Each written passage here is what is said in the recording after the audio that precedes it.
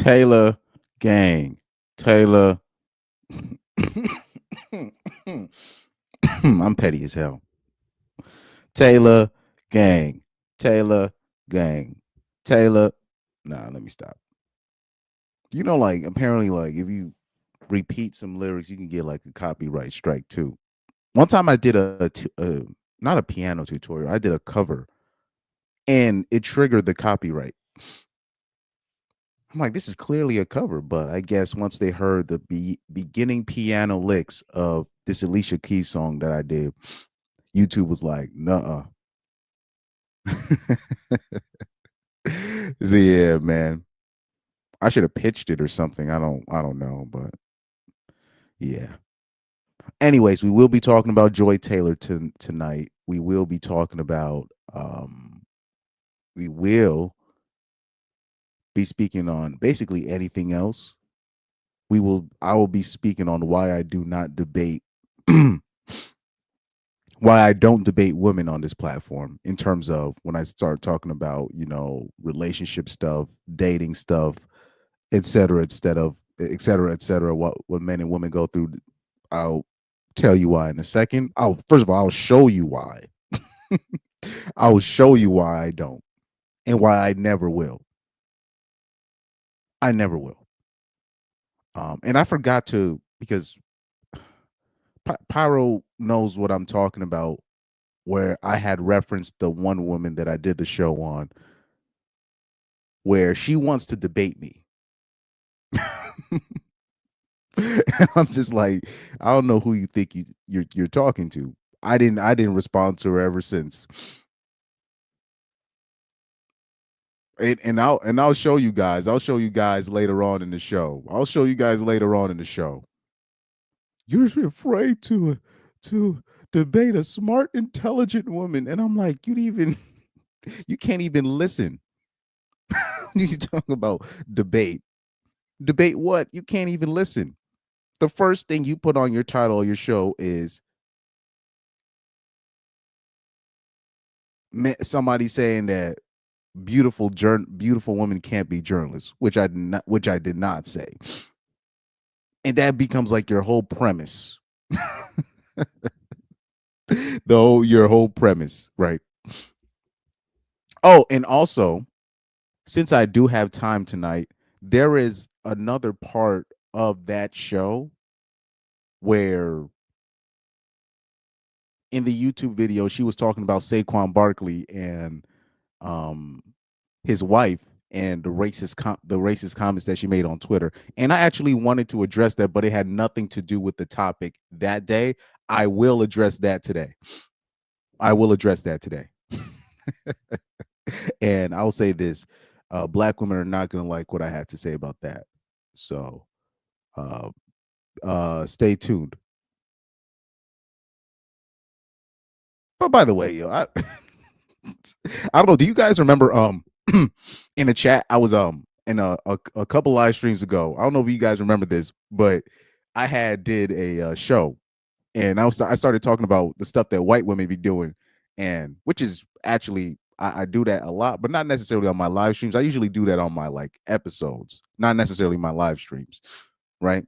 But on the live streams, I was talking about the stuff that white women be doing and all this stuff.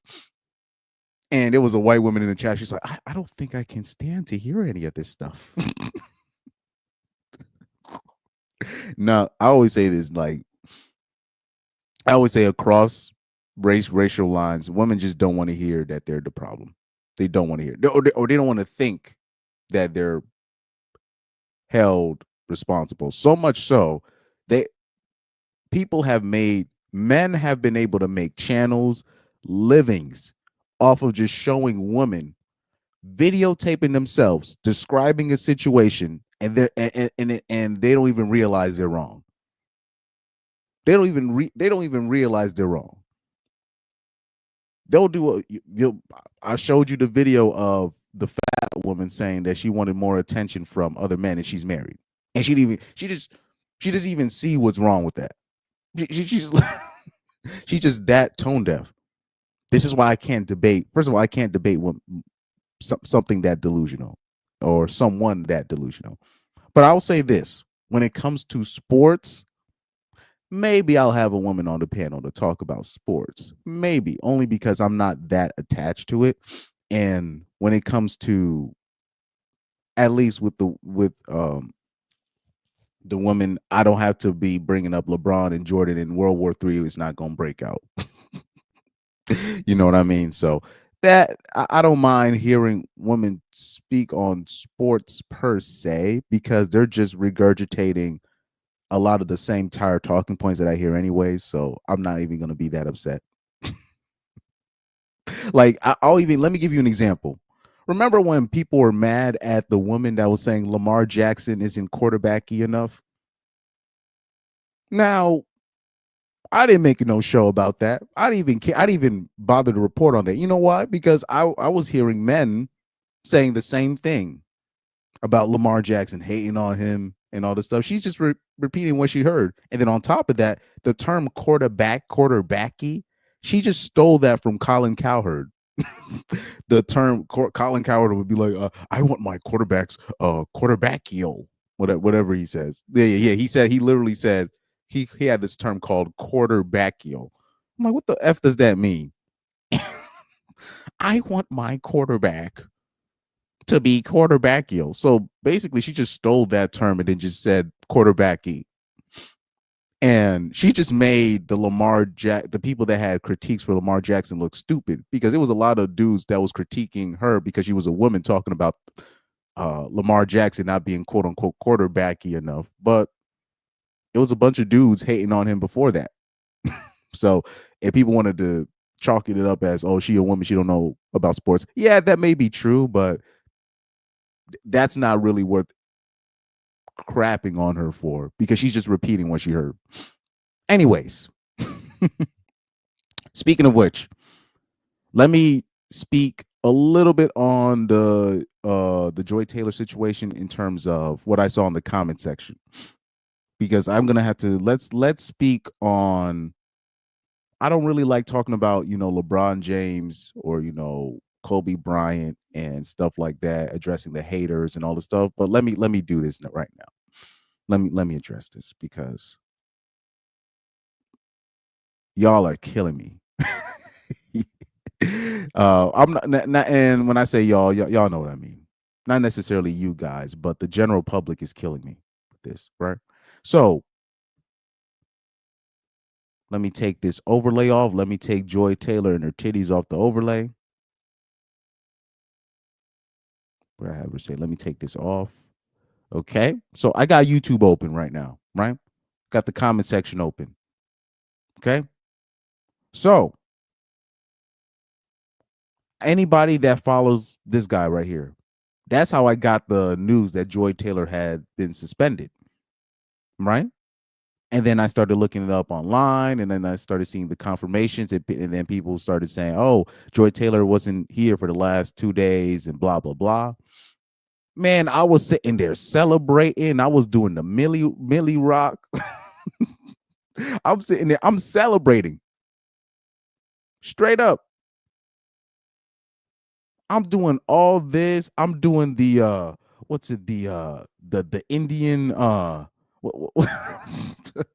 what's that Indian dance called where you doing a shuffle, whatever. I was doing all that. I was like, yeah. So they just wanted to keep it under wraps until after the Super Bowl. Oh, so they was really for real on that. Okay. I could dig that. I can forgive the delay of the suspension. Okay. I like that. I'm sitting there. I'm doing all types of dances and all this. Then I scrolled through the comment section. And you know what the first comment I saw? I know you don't see it as the first comment now, but I'm going to scroll down to it because it was like the most liked comment in this thread. This is where I lost my ish. Let me scroll down and find it. And I'm going to zoom in on this comment. So here we are. I've been pushing, or people have been pushing, yo, Joy Taylor need to go. And look at this comment right here. This is like the most liked comment in this comment section too. Watch this. This is the first comment I saw right here. You have this hoe, which is a man. I'm just labeling him as a hoe, right? This is what he says. He says they find all this evidence regarding Joy Taylor and FS1, but can't and won't report on LeBron's PED use. What the hell does LeBron have to do with this story?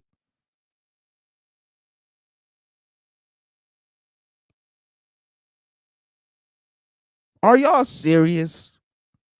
Here we are. We're talking about Joy Taylor, and we could have the deep discussion about Joy Taylor and the women like her in this industry, or how certain women weaponize Me Too. We're really supposed to be diving into that, diving into this. And this is the most liked comment. This guy, what the hell does LeBron got to do with this?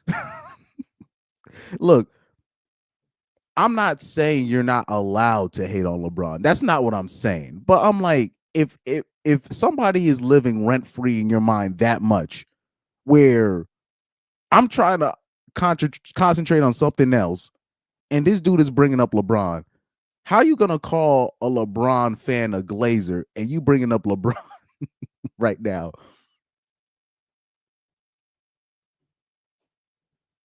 They find all this evidence but won't report on LeBron's PEDs. So you finna just downgrade the Joy Taylor situation just to talk about LeBron or in his alleged PEDs. I don't care if LeBron uses PEDs or not.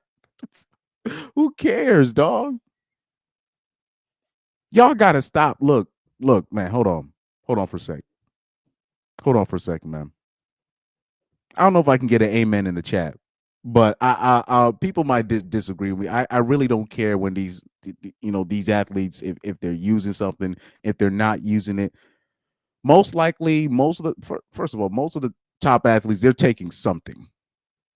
I don't know why people are still bugged out over this. Or it'll be like, I remember, like it'll be like dudes from Boston or the New England area talking about, oh man, I don't want my athletes cheating or breaking the law, and they be Patriots fans, and they were caught cheating. I'm talking about they were caught cheating, and then they'll be like, man, I don't like Barry Bonds. He was. I'm just like, your team. You're a Patriots fan. You got caught literally cheating time after time after time again. What are you talking about? What are you talking about morality? I'm talking about they be letting teams get away with all types of nonsense. They be letting athletes get away with all types of nonsense. And your team was so egregious that they had to suspend y'all. And the league actually favors that team, the New England Patriots, at one time when they had Tom Brady.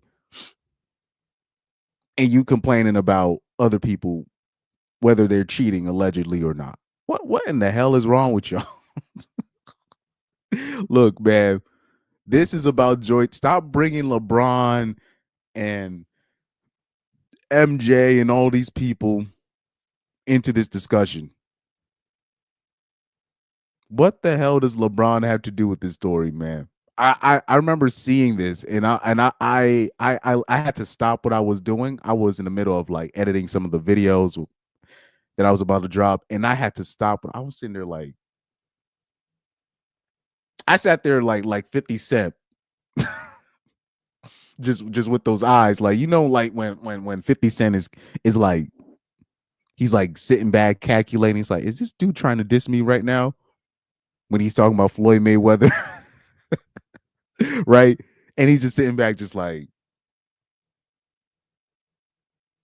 and that's basically how I was, guys. I like I said, I know there's athletes that I don't like, and there's personalities that I don't like in sports, but you'll never find out because I don't even talk about them on this channel. That's how you know I don't like. I don't even want to talk about them on the channel. Anytime I watch sports, I purposely do not click anything LeBron related, not because I don't like him or like him. It's so tiring. Even with Undisputed, I would literally look through, okay, what segments do we have? And then as soon as I saw LeBron, Lakers, or Cleveland, whatever. Well, I'm not gonna say when LeBron was on Cleveland, I would watch those segments. But anytime I saw Lakers, LeBron, or MJ, I would just skip. I would damn near skip it every single time, unless if the title was like MJ and Isaiah Thomas or something like that. then I would watch it. But I purposely do not click anything LeBron related. And they still push it on the algorithm because they know his name generates clicks. They know that. Like I'm not gonna be talking about why am I talking about LeBron on a Joy Taylor topic? What is this is like groundbreaking, where they finally found something in the case where, oh shoot, the hairdresser wasn't lying. This is big news, and this dude is sticking about LeBron. Homie, you might need counseling, dog. Like I remember I was like recently, this was I think right after the Olympics. I was watching the Star Report, and he's even Star Terrain, the number one hater himself. He himself said, "Look, he said, look, I like to kick LeBron's backside and like everybody else. Trust me, I do." But he said, "Guys, he said this is what Star said. He said that the LeBron hate. He said the LeBron hate has gone too far. It's just gone for him to say that. He don't even say that about a lot of people, and he's like the number one hater." The number one objective hater. And he was like, guys, this. But I don't know if anybody else is listening, but the reason why guys like a LeBron, a Giannis Antetokounmpo, this guy, because I knew Giannis was gonna not get his credit as the number one player in the world, is because other basketball heads, they don't look at Giannis and LeBron as like quote unquote pure basketball players, because they play a little bit, they utilize their like just straight athleticism, their physical gifts to get them where they need to be. The same thing happens in soccer with the hate for Cristiano Ronaldo, right? Even though Cristiano Ronaldo's clearly not my GOAT, clearly, but you still got to appreciate what he brings, to the game, what he brought to the table, right? But even though, even me, I'm not even that fond of Ronaldo per se, Cristiano Ronaldo per se. Same with my family, but we just don't discuss him that much. You know what I mean? We don't sit there every single week talking about Cristiano Ronaldo is a fraud. We don't do that because we actually don't care about him that much to speak on him every single time. But you can't allow things like this or your belief. You know what I mean? You can't allow your hatred for a celebrity or whatever, somebody that you have no idea, especially another man. And if you're black, another black man, right? If you're black, I'm saying if you're a black man, and you're just going out of your way to hate on a LeBron or a Michael Jordan or a whatever, a Kobe. When Kobe was here, there's people that I respect that I thought talked down to Kobe too much, right? You can't be spending your energy on on this kind of thing, because it makes you look crazy. I'm in a Joy Taylor topic, and you still bringing up LeBron. I don't want to hear about LeBron right now. This is it. I mean, bruh, this is groundbreaking news about Joy Taylor being suspended. That means, remember when I made the prediction about this might be the first woman that dropped a lawsuit that I believe everything that she said, or most of the things that she said. That's really the the newsbreaker. But he's thinking about LeBron and whether or not he used PEDs. Guys, A lot of these athletes. Okay, so say you're right. LeBron uses PEDs. Then what? Then what? Fine, I give it to you. You're right. Can you move on with your life now? Can y'all move on with y'all lives now? Holy crap. Shout out to Neighborhood Superstar. I'm gonna read your chat in a second, but I just wanted to show you just that before I even get into the Joy Taylor situation. I just wanted to show you what I was upset about in the comment section before I even go into anything. Let me read your comment real quick. Neighborhood Superstar says, I was looking at the show the day I forgot about this. But you see how I thought they were really trying to sweep it under the rug. I thought, but really FS1 really looked at the report. They really did their investigation. They were like, yo, the hairdresser wasn't lying. And I really made that. I made a bold. I'm like, I don't think she's lying even about the Skip Bayless part of it. I don't think she's lying about the $1.4 million. I went through the whole script. I went through the whole script. The whole paperwork. Anybody that saw my live stream, I showed you, dude, I went through the whole paperwork. You see how it says 42 pages? Now, obviously, I didn't go OD 42 because there's a lot of filler, but I went through everything.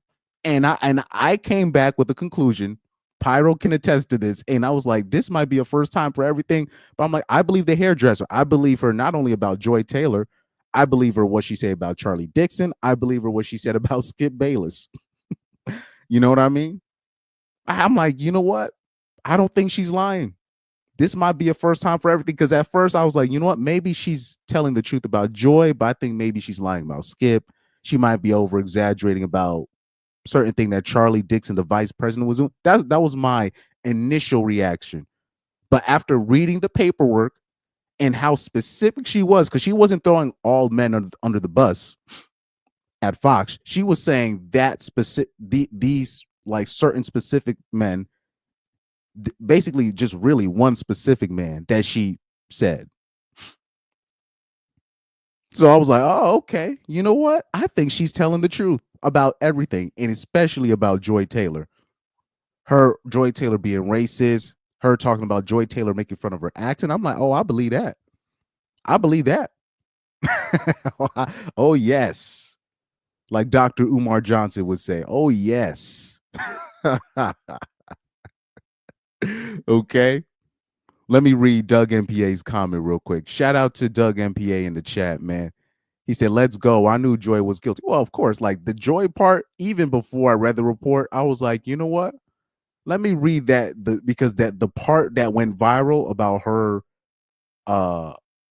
willing to weaponize a false allegation against the men that she targeted. Once that part went viral, I'm like, you know what? There might be something to this lawsuit. So I decided to read the whole thing.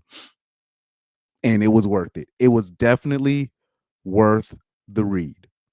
And please look back at my live stream. You can look in my channel on the live stream tab. It's going to be the Joy Taylor stream that had like 1,000 views, 1,000 plus views, right? I went through the whole paperwork.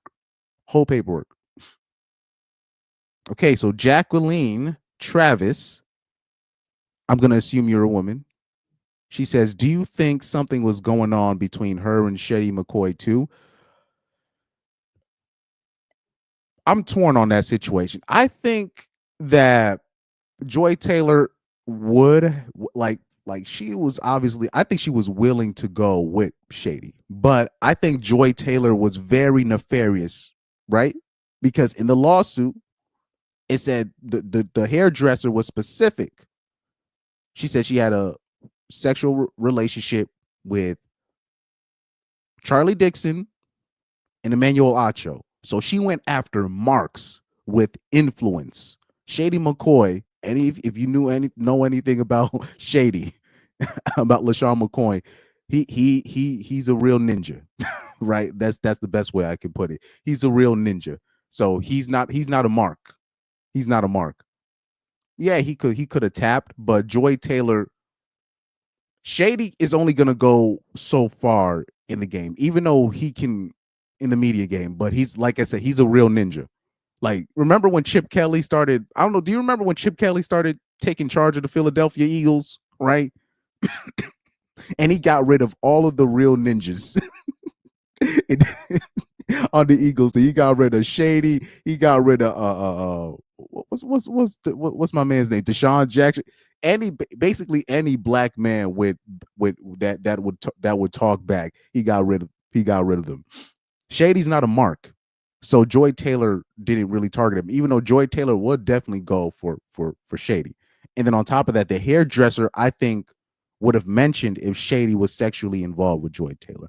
It wouldn't have been shocked, but Joy Taylor wasn't aiming for Shady. She was like, no, Joy Taylor was nefarious. She was aiming, like I said before, marks with influence. So that's Emmanuel Acho and Charlie Dixon.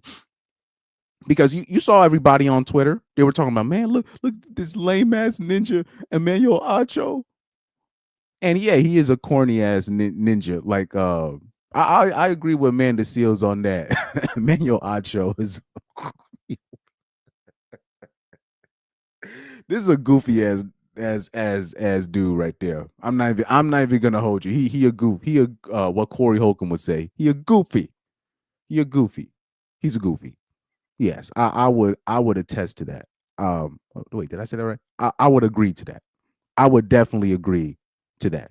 Emmanuel Acho is a goofy, and Charlie Dixon, the vice president at the time at FS1, he's a goofy, but these guys had influence, so the company was very like the company will be vested in certain people, and Joy Taylor had the insight and the inside information that Emmanuel Acho, they were going to give him his own show. Shady's not going to be given his own show. Now he's going to be invited on big shows, but guys like Shady, he's he's going to have to create something on his own. And then they'll give him an offer and it, you know what I mean? But Emmanuel Acho, he's a company man. Shady, not a company man. Even though he'll work for companies, but he's not a company man, if you know what I'm saying. Emmanuel Acho is a company man. So, and he's exactly the the black dude that they want to put out there. Respectfully. Respectfully, right? So Joy Taylor is she knew what she was very strategic on what men she was trying to be with so she can go up the ladder. And you saw in the paperwork, if I can reference the paperwork real quick, when it came to talking about Emmanuel Acho, I forgot which section it was. Let me see. Was it section F? Are they gonna bring up? I forgot which. Yeah, exactly. Miss Taylor again using her sexuality to get on the show in section I, and in this section, I went over it in the live stream where even though she was still involved with the vice president, then she started sleeping with Acho, and it's because Acho, they were gonna give Acho his own show, and that's when she started messing with him. But Manuel Acho, like he like. Did you guys see that the introduction he gave Joy Taylor when they were working together? Do y'all remember that? he wanted them ninjas to pointing up his finger when he talked because he think he's smart. Anyway, let me get off that though. Let me get off that. Let's bring something up. Let's bring something up. Man. What video we got for the public? But anyways, what video we got for the public? Because I don't think everybody saw this, but let's bring it up. Let's bring it up. Oh yeah, also guys, there is a link. There is someone who's 100 pounds overweight. Oh, my bad, guys. Hold on. Let me bring this back. but I'll bring up that video in a second. But I did pin the StreamYard link in the chat if you do want to speak on Joy Taylor. If we want to, if you guys want to talk about the Joy Taylor thing later on, but for now, I'm gonna just go through a couple of videos that the public might have missed. I don't know if I went over this video yet, because I am mixing in my other stuff with the sports tonight. I don't mind speaking on anything tonight. I already speaked on the LeBron thing. But let's bring this up because I used to think that fat phobia. I call this because this video that I did the review on, this got like 1,000+ views already, and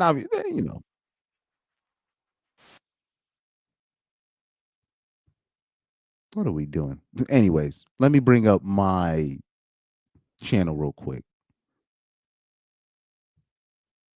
Yes, and yes, my channel is still at that stage when 1,000 views mean a lot to me. Yes. Yes, but let me show you guys something. Let me show you my channel real quick. Okay. So I already did this video. Where is the right here? So plus size married woman complaining about lack of male options, right? So let's go over the video real quick. Hey man, what's good, Young Doka, man? Let me just go over this video real quick. Here we have a plus size woman complaining about male attention. Can't make this stuff up. Can't make this stuff up. All right. Let's hear what she has to say. So as someone who's 100 pounds overweight, I used to think that fat phobia or someone treating you differently for your weight was a myth. Because I had never had someone be rude to me, at least in person, for my weight. Online is a totally different story. But I've been noticing lately, so I'm working out with my friend who, she's in really great shape. She's training for a bikini bodybuilding competition, and she's gorgeous. So it's obvious that when we're at the gym, men are going to come up and talk to her. But what's astounded me is that these men will come up to her and have like 5-minute conversations with her, and they don't even look at me or acknowledge that I exist. They'll be talking to her, and it's seriously like they don't even look at me, like I'm not there. And I just can't imagine if the roles were reversed. I would never go up and talk to someone and have a conversation with them and not acknowledge someone next to them.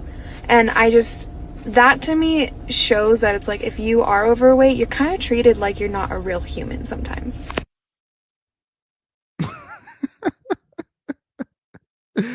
Oh man, what are we doing, man? What are we doing? What are we doing? Oh, let me add Doug to this conversation, man. Yo, what's up, man? How's it going, man? Oh, now that you're here, that's the point that I forgot to bring up. As I cycled through a lot of the videos reacting to Joy Taylor being suspended, a lot of the YouTube accounts that covered the story, they didn't believe the hairdresser. Yeah, most of them didn't believe. You know, I did though. I'm shocked.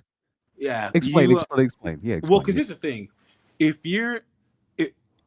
she's a hairdresser, right? And yes. Like her business is based upon her reputation. So, you know, if you're in the service of the upper class and the elite, you don't advertise. Someone that knows your work refers you, and et cetera, et cetera. So she wouldn't have put this forth, especially against a woman, if some of it wasn't true. That's how I knew. So at that point, but here's the thing: these dudes will believe the Deshaun Watson stuff. They will believe the Matt Ariza stuff. Like they believe that they were guilty, right? And the girls were telling the truth. But when a woman puts stuff about another woman out, now nobody wants to believe her. I know, and they wanted to sweep the story under the rug. Go ahead, Doug. I'm sorry to interrupt. Believe all women until it's another woman. it's it's my if once I show you some of the reaction videos, because I am gonna go through Dreams Pro, the YouTuber. These guys, or even mediocre tutorials, I'm gonna show you that video. They didn't believe her, so now they don't want to believe hoes. Now this is wild to me. This is wild. In my my original Joy Taylor live stream, I was trying to explain to everybody. I'm like, you know what? I know I tell you guys don't believe all women, but I say believe her when it comes to this lawsuit, even when it comes to Skip Bayless. Now, you might disagree with me on that, but for Joy Taylor to get suspended now, that means there's something in there. And you know what Skip Bayless' reaction was to the allegations? He didn't even address the allegations. What he did was bring his wife on his podcast, and you knew he was going to get roasted by his viewers. I'm like, why would he even put his wife do that? Usually people want to hide their family. I'm like, you know what? I think Skip Bayless did say that ish. I think he said, you know what? Let me pay $1.4 million. Well, you know, yeah, go ahead. I never liked Skip Bayless. Like, there's nothing redeeming or good about him. Nothing. So, you know, he's one of the people where I hope he gets everything coming to him. Yeah. And I was saying also, Skip Bayless he be saying outrageous things. So it actually wouldn't be the most outrageous thing that he has ever said. Like willing a trick on a girl for $1.5 million. It's actually not the most outrageous thing he would have said to date. I have heard Skip Bayless say crazy things. You should have called Skip Bayless a trick. Oh yeah, well, you know, because Corey Holcomb, he'll say himself, "Look, I'm a proud trick myself." Right? That's what Corey Holcomb will say. And he was Hugh Jackson says, "Dude, like, man, I trick all up and down these streets." Which I don't look. Whatever I don't mind you doing that, but guys like Skip Bayless, yeah, Skip Bayless is definitely tricking, and guys like that, the money that Skip be making for doing absolutely nothing really. Some guys, they'll just trick off $1 million. They'll just offer it. They'll do it. You know, so it's not out of the realm of comprehension. So even I remember when Corey Holcomb was speaking on that situation, he himself said, "Look, it's actually not surprising because I've seen crazier things." Where he said he said there's dudes in the industry offering other dudes $1 million for the bussy, right? Yeah. So the cheeks, man. No. So that's actually not out of the realm of possibility. When you look at Mariah Carey's divorce to one of her husbands that she had divorced, the guy was like a multi-billionaire, and he just wrote her off like one of those like $500 million type checks, like it was nothing. Like it was like there's dudes that would just literally trick off their money like that. It's actually not beyond the realm of comprehension. And let's just get one thing shade about that. These guys, you know, I remember when Dr. Dre got divorced, he had to pay his wife like $250 million. He's gonna make that back. That guy that wrote Mariah Carey a freaking $300 million, or freaking Janet Jackson. Remember Janet Jackson married that freaking billionaire oil tycoon, and he said that they had to be married for freaking 8 years, and after a certain amount of time, that she can get $100 million, and she literally was married to him for that amount of time plus a week and divorced his ass. But yeah, he's gonna make that money back. It's the same reason why Jeff Bezos, his wife, is one of the leading philanthropists in the United States, because she didn't make that money back. No, I'm sorry. She didn't make that money, and all she's going to do is spend it. Jeff Bezos is going to make all that money back. That's why in divorce, men's net worth increases and women's decreases. That's why also people don't understand, like, this is why whatever she gets in a settlement, divorce, or child support is never going to be enough for her. She's not going to be able to keep that money. And you mentioned Bezos' wife. She's going to lose that money. Unfortunately, she's going to lose that money. We saw Nicole Murphy. She like Eddie Murphy ripped her off like a like a huge ass check, and she lost it in like the span of like 2 years, and it was like a nine figure, no, not nine figures, but it was like a Or six, like yeah, it was like a six, yeah, eight, yeah, exactly, 8 figure type divorce money, and she lost it in well, like it'd be 2 3 years. nine figure because it was probably more than $10 million. So yeah, it'd Yeah. be nine figure Mhm. because you know, no, I'm sorry, 7 figure is a million. Yeah, so yeah, you're right, 8 figure. I'm sorry, I apologize. Oh no, you're right. Because either way, that's just ridiculous. How if you can get a 7 or 8 figure divorce check and you lose it in a year or two. So whatever you ask for her, oh sorry, whatever you offer her, it's never gonna be enough. It's never gonna be enough. It's always gonna be an L. But let me show you this video. I don't know if you saw it, the fat phobia video that I did. Oh yeah, let's go. Someone who's I'll, 100 I'll pounds over. let me replay it though, because Yeah, I I just didn't think see it. it's priceless. I don't think anybody else has covered it, and I was actually tempted to like, I because I've never done this. I don't just be like, sending AJ just, hey AJ, cover this video. I never, but I was really thinking about sending this video to AJ. I was like, yo, and I'm talking about sending this to everybody I know because this video was ridiculous. But let me replay this. This is gonna be a fat woman speaking on How she's fat the fat phobia. friend. Yeah, but pay attention. She's going to talk about a story where she's not getting enough attention from men. This is interesting. You take a listen to this, man. I'm going to replay. I'm to the people in the chat. I'm going to replay this video. This is a very important video. So, as someone who's 100 pounds overweight, I used to think What? that fat phobia or someone treating you differently for your weight was a myth. Because I had never had someone be rude to me, at least in person, for my weight. Online is a totally different story. But I've been noticing lately, so I'm working out with my friend who, she's in really great shape. She's training for a bikini bodybuilding competition and she's gorgeous.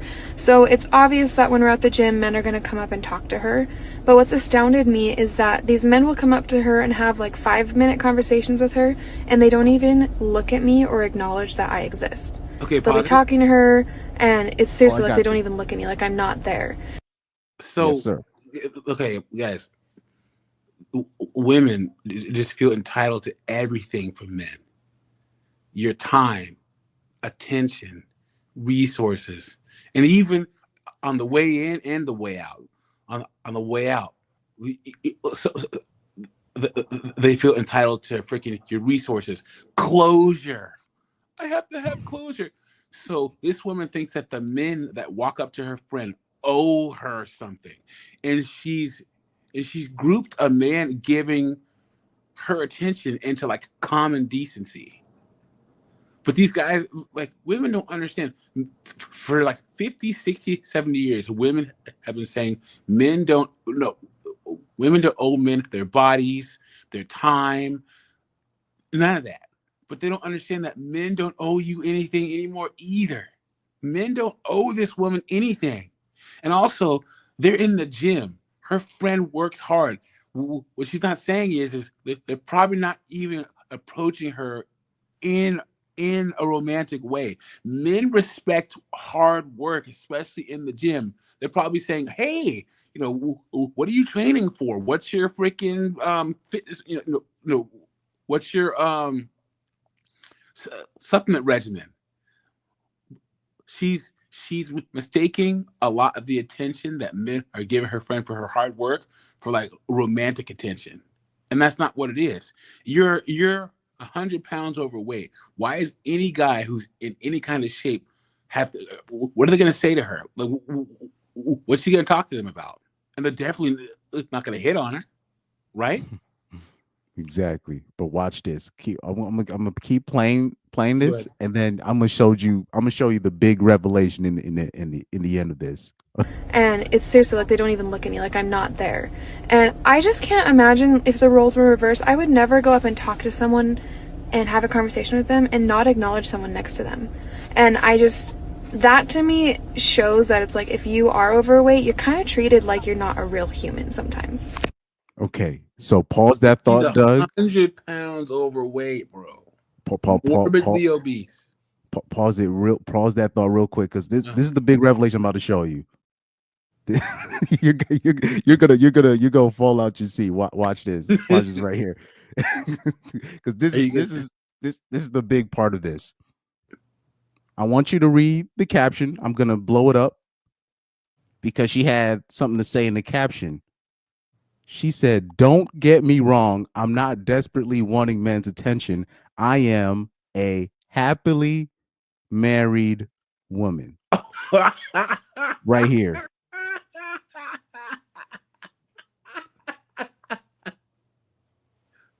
Your thoughts, Doug.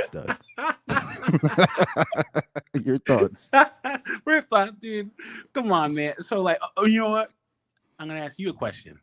Yes. Do you think that she was? Because I think. Do you think that she's been 100 pounds overweight this whole time, or did she gain 100 pounds during marriage? So, I like I said, I already covered this topic. You are 100% correct. So, she on her Instagram page, it's always throwbacks to when I was skinnier, and all this stuff. So she has the evidence. Exactly. So you already on this. You're already on it. Watch this when I show you her page, because I covered this in my video. My goodness. Click on that picture, zoom it. Yeah, right here. Oh my God, what happened? Well, her excuse was when I did the research. She keeps blaming. Kids? No, she blames it on the birth control. Oh, the fuck out of here. Oh, sorry. No. You're good. I'm. It's fine. But it's like, as long as you're not mentioning certain people, like you know the rules, like Orange Man, we can't say and all this stuff. But anyways, this is most of her videos, and like I said, right here in the caption says, "I can't count the number of doctors that have told me that after I started hormonal birth control, I gained 100 pounds in the span of less than 2 years, all while being a competitive dancer and weightlifting 5 to 6 days a week. Battling hormonal weight gain is something else." I call cap on that. But that's most of her videos is showing her when she was skinnier, you see? And then she had gained weight and blah blah blah. Now, she says she's happily married, but I don't see her husband nowhere. Like, I went up and down her page, I couldn't find her husband nowhere, dog. So, guys, let me just put it to you this way. all weight gain is just calories in. Yeah. And not enough calories out. It doesn't matter your hormones, all that stuff. You can put, women in certain parts of the world where they don't have access to food like we do on hormonal birth control, and none of them are going to gain weight. And guys, also, if you're in shape and your woman starts gaining weight, you got to ask her, what is going on in this relationship that's making you feel like it's okay to do this? Because when you're with a significant other, you're supposed to be empowering each other to be in the best shape you can be in at that given time. To expect someone to be a woman to be a size 4 all the time, okay. But like life happens. She might get to a 6, sometimes maybe an 8, but she needs to be headed back down to that 4. But like for her to just gain 100 pounds, bro. Like, do you think a woman's weight gain, Chris, should be grounds for divorce? If you tell her, let's say you're in great shape and you met her in great shape, and then she gains 100 pounds. Yes, that's grounds for divorce. Yes, I think so too. Yeah, because we already know on the breakup she's gonna lose the weight. Yep.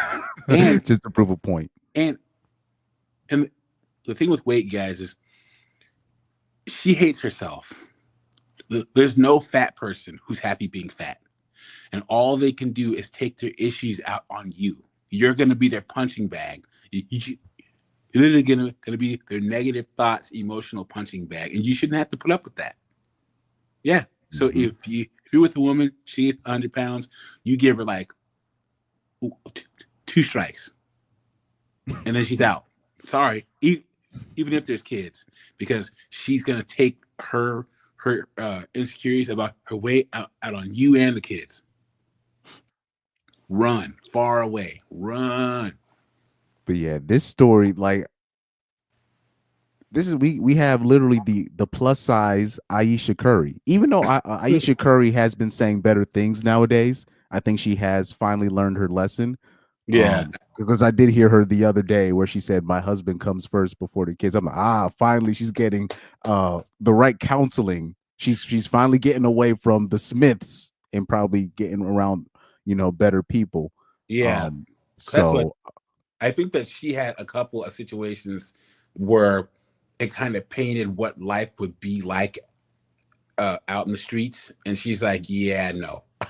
yeah, facts. I think so too. Yeah, because people. Oh yeah, there were like people in even in here in this chat that were saying that. Oh yeah, Aisha and Steph are in a open situation, right? So I remember I did like a sports stream and somebody came. It was actually people that came on and said, "Oh yeah, it's kind of like." So maybe she saw what was out there and she was like, "You know what? Never mind." So yeah, you're right.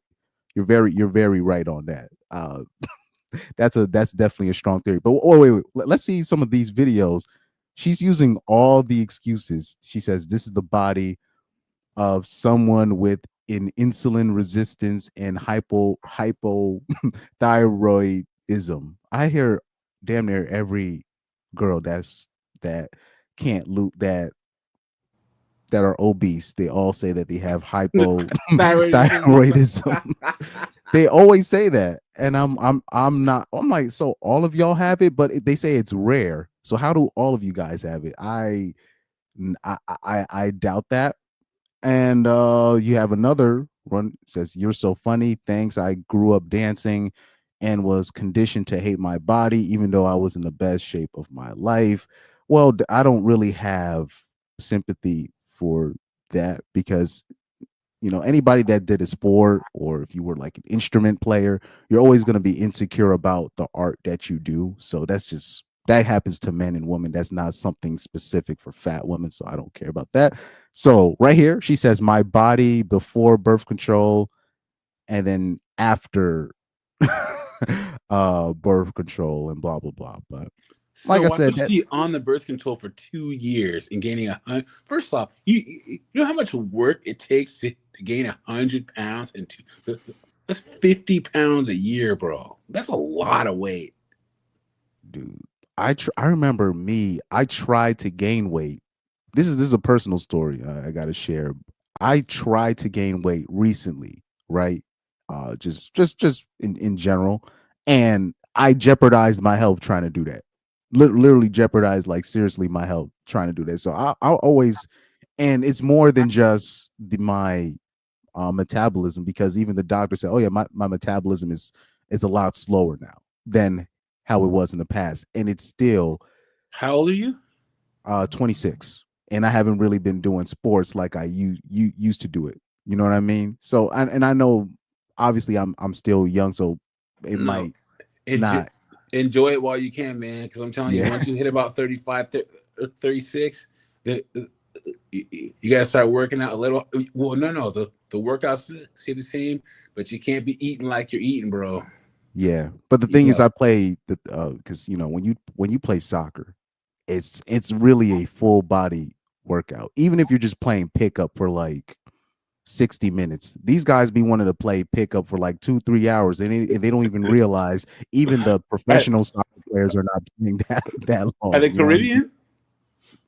Caribbean? All not just Caribbean, Asian, South Because American. Caribbeans, come on, let's Yeah. do another game, another game. You're like 3 games deep, like 90 minutes apiece. Like, God dang, I'm tired.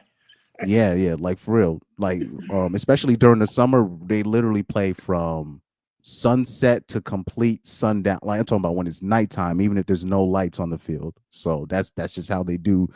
That's just how they do things. You know what I mean? So that's why you'll even see like soccer players, even though they're close to retirement age, they're still jacked because it's just not the level of physical fitness that's required to play is it's especially at the professional level. If you have one little niggly injury, you can't play. Like at least in basketball, you can play on a sore ankle. Not in soccer. You can't have nothing. You can't have nothing. And also, I think that soccer workouts translate more to life after soccer than like football. American football, because if you see a lot of American football players, once they retire, they get big because it's hard to emulate a football training camp in a regular gym. Yeah. Understand what I'm saying? Yeah. Okay, so now let's watch. We have another video because that was an old. That video really. Yeah. She's been. There's a whole lot of excuses with that one, but I just found her face part's still there though. Yeah. Well, most even Lizzo, if she was 120 pounds, she'd be killing the game. She don't even realize it. A lot of them people just think, oh no, these fat bitches ugly. Nah, man. If they just all you have to be is a woman in shape, and you're already ahead of most in the United States. Especially B-dubs, dude. B-dubs, it has never been easier to be competitive as a black woman. All you gotta do is just be thin. Yeah. Go ahead. I saw something. It was like a you know how they came up with the female delusion calculator. So they actually had like a male delusion calculator. So I remember a dude was using it, and he said, "Okay, let me just get." He put the metrics of just a regular woman that's not obese, and that already put her at like top 20% woman. And he'd even specify if she's a single mom or not. It just said, so he just, all right, let me just, okay, what about not a single mom? So if you're looking for a person that's not a single mom, that's in shape, that already puts her at like the top 30% like women. So the bar is like super low. You're actually basically, according to that male delusion calculator, you're delusional to find a woman of a certain age, you know what I mean, that has no kids and that's not fat. And that woman's always going to think that she has plenty of options. You know what I mean? So this is the, that's kind of the crisis we a lot of guys find themselves in. But what's the video? Oh, right here. This video's been going viral, so I gotta show the public this real quick, and then we'll probably then we'll go into the Joy Taylor stuff right after this video. We'll go into the details. We'll start watching some of the videos. So this video's been going viral. We'll watch it real quick. I watched a little bit of it. I didn't finish the video, but this is the best time to play it. So fair use. For the women, what do y'all call this? Check this video out. When I decided that I was going to tell him that I wanted a divorce, we sit down in our session. It's like really tense, really awkward. My ex was sitting there like, so why do we have an emergency session? The therapist was like, Jamie, do you want to start? And I just started crying, and I was like, I want a divorce. He sat there quiet. I'm sitting next to him crying. He didn't move. He didn't look at me. He didn't react at all. He just was stone cold. And eventually our therapist was like, would you like to respond? So he responded right away. And he's like, fine, let's just go ahead and finalize the details. Like, I knew that I was ready to leave that day, but I couldn't believe that was his reaction. There was no empathy. There was no compassion. There was no like wanting to fight for us, and I was like, so what are we going to do? And he just kept playing. And he was like, I already got an apartment. I already took my name off of the lease. So it was like within a couple days he moved out. What was he supposed to do? Well, how did you think that was going to work out? I really want to know, what is this called? They will say something like, I want to break up, or I want to move out, or whatever. And the man say, okay, and move on with his life. They then get mad because he didn't fight, or he didn't try to do something else. I have no idea. What is that called? Somebody help me. I think it's called the game, but maybe it's called something different in y'all heads. Please, ladies, help me out. What is this? Because in my head, I wouldn't say it if I didn't mean it. Maybe men are too logical sometimes. I don't know. But ladies, please tell me what this is called. Quick question for Thoughts? So here's the thing. There's certain things that once you take them out of the bottle, you can't put them back in. If you're married to a woman and she says, I want a divorce, that's it, guys. That's it. If she says it once, if she says anything about you not being the father of your child, that's it. You need to get that baby DNA. Oh, I was just playing. No, you can't put that back in the bottle. You just can't do it. Nope. If your woman calls the freaking police on you and has the police come to your house, that's it, guys. You can't put that back in the bottle. And that's what she didn't understand. Like, what was he supposed to do? Convince her not to divorce him? No. That time is over. It's over. She doesn't realize that we are in a brand new age. Okay? And there's no way that guy's life isn't going to be better without you. And that's what she realized after he said, okay.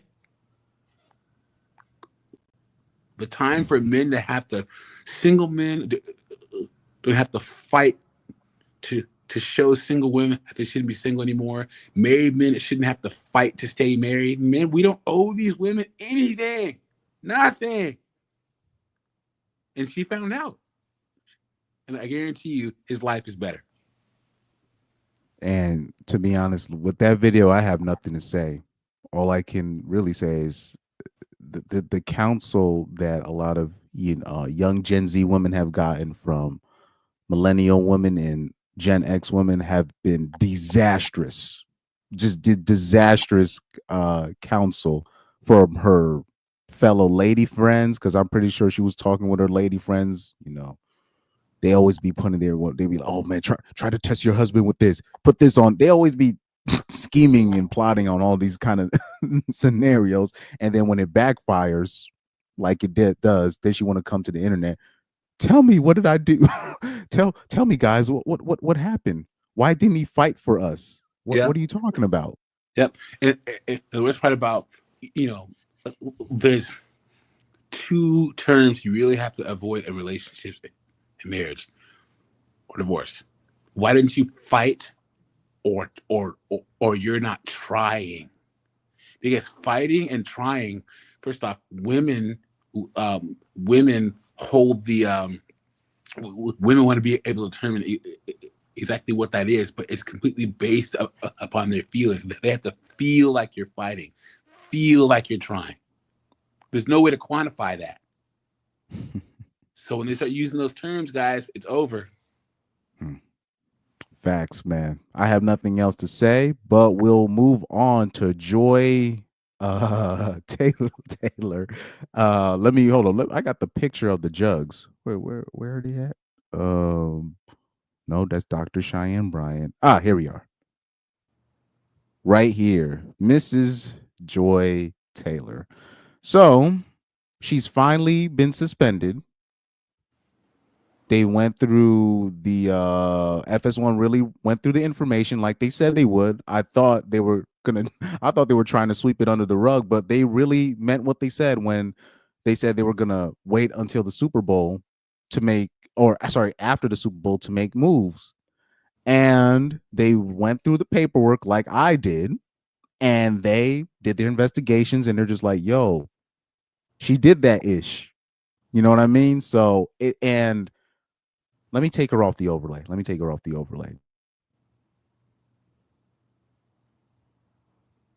Now, what I'm finding out is that the normies, they didn't believe the hairdresser. Now, you obviously have people like Doug MPA, guys like me, people on this channel, AJ and others.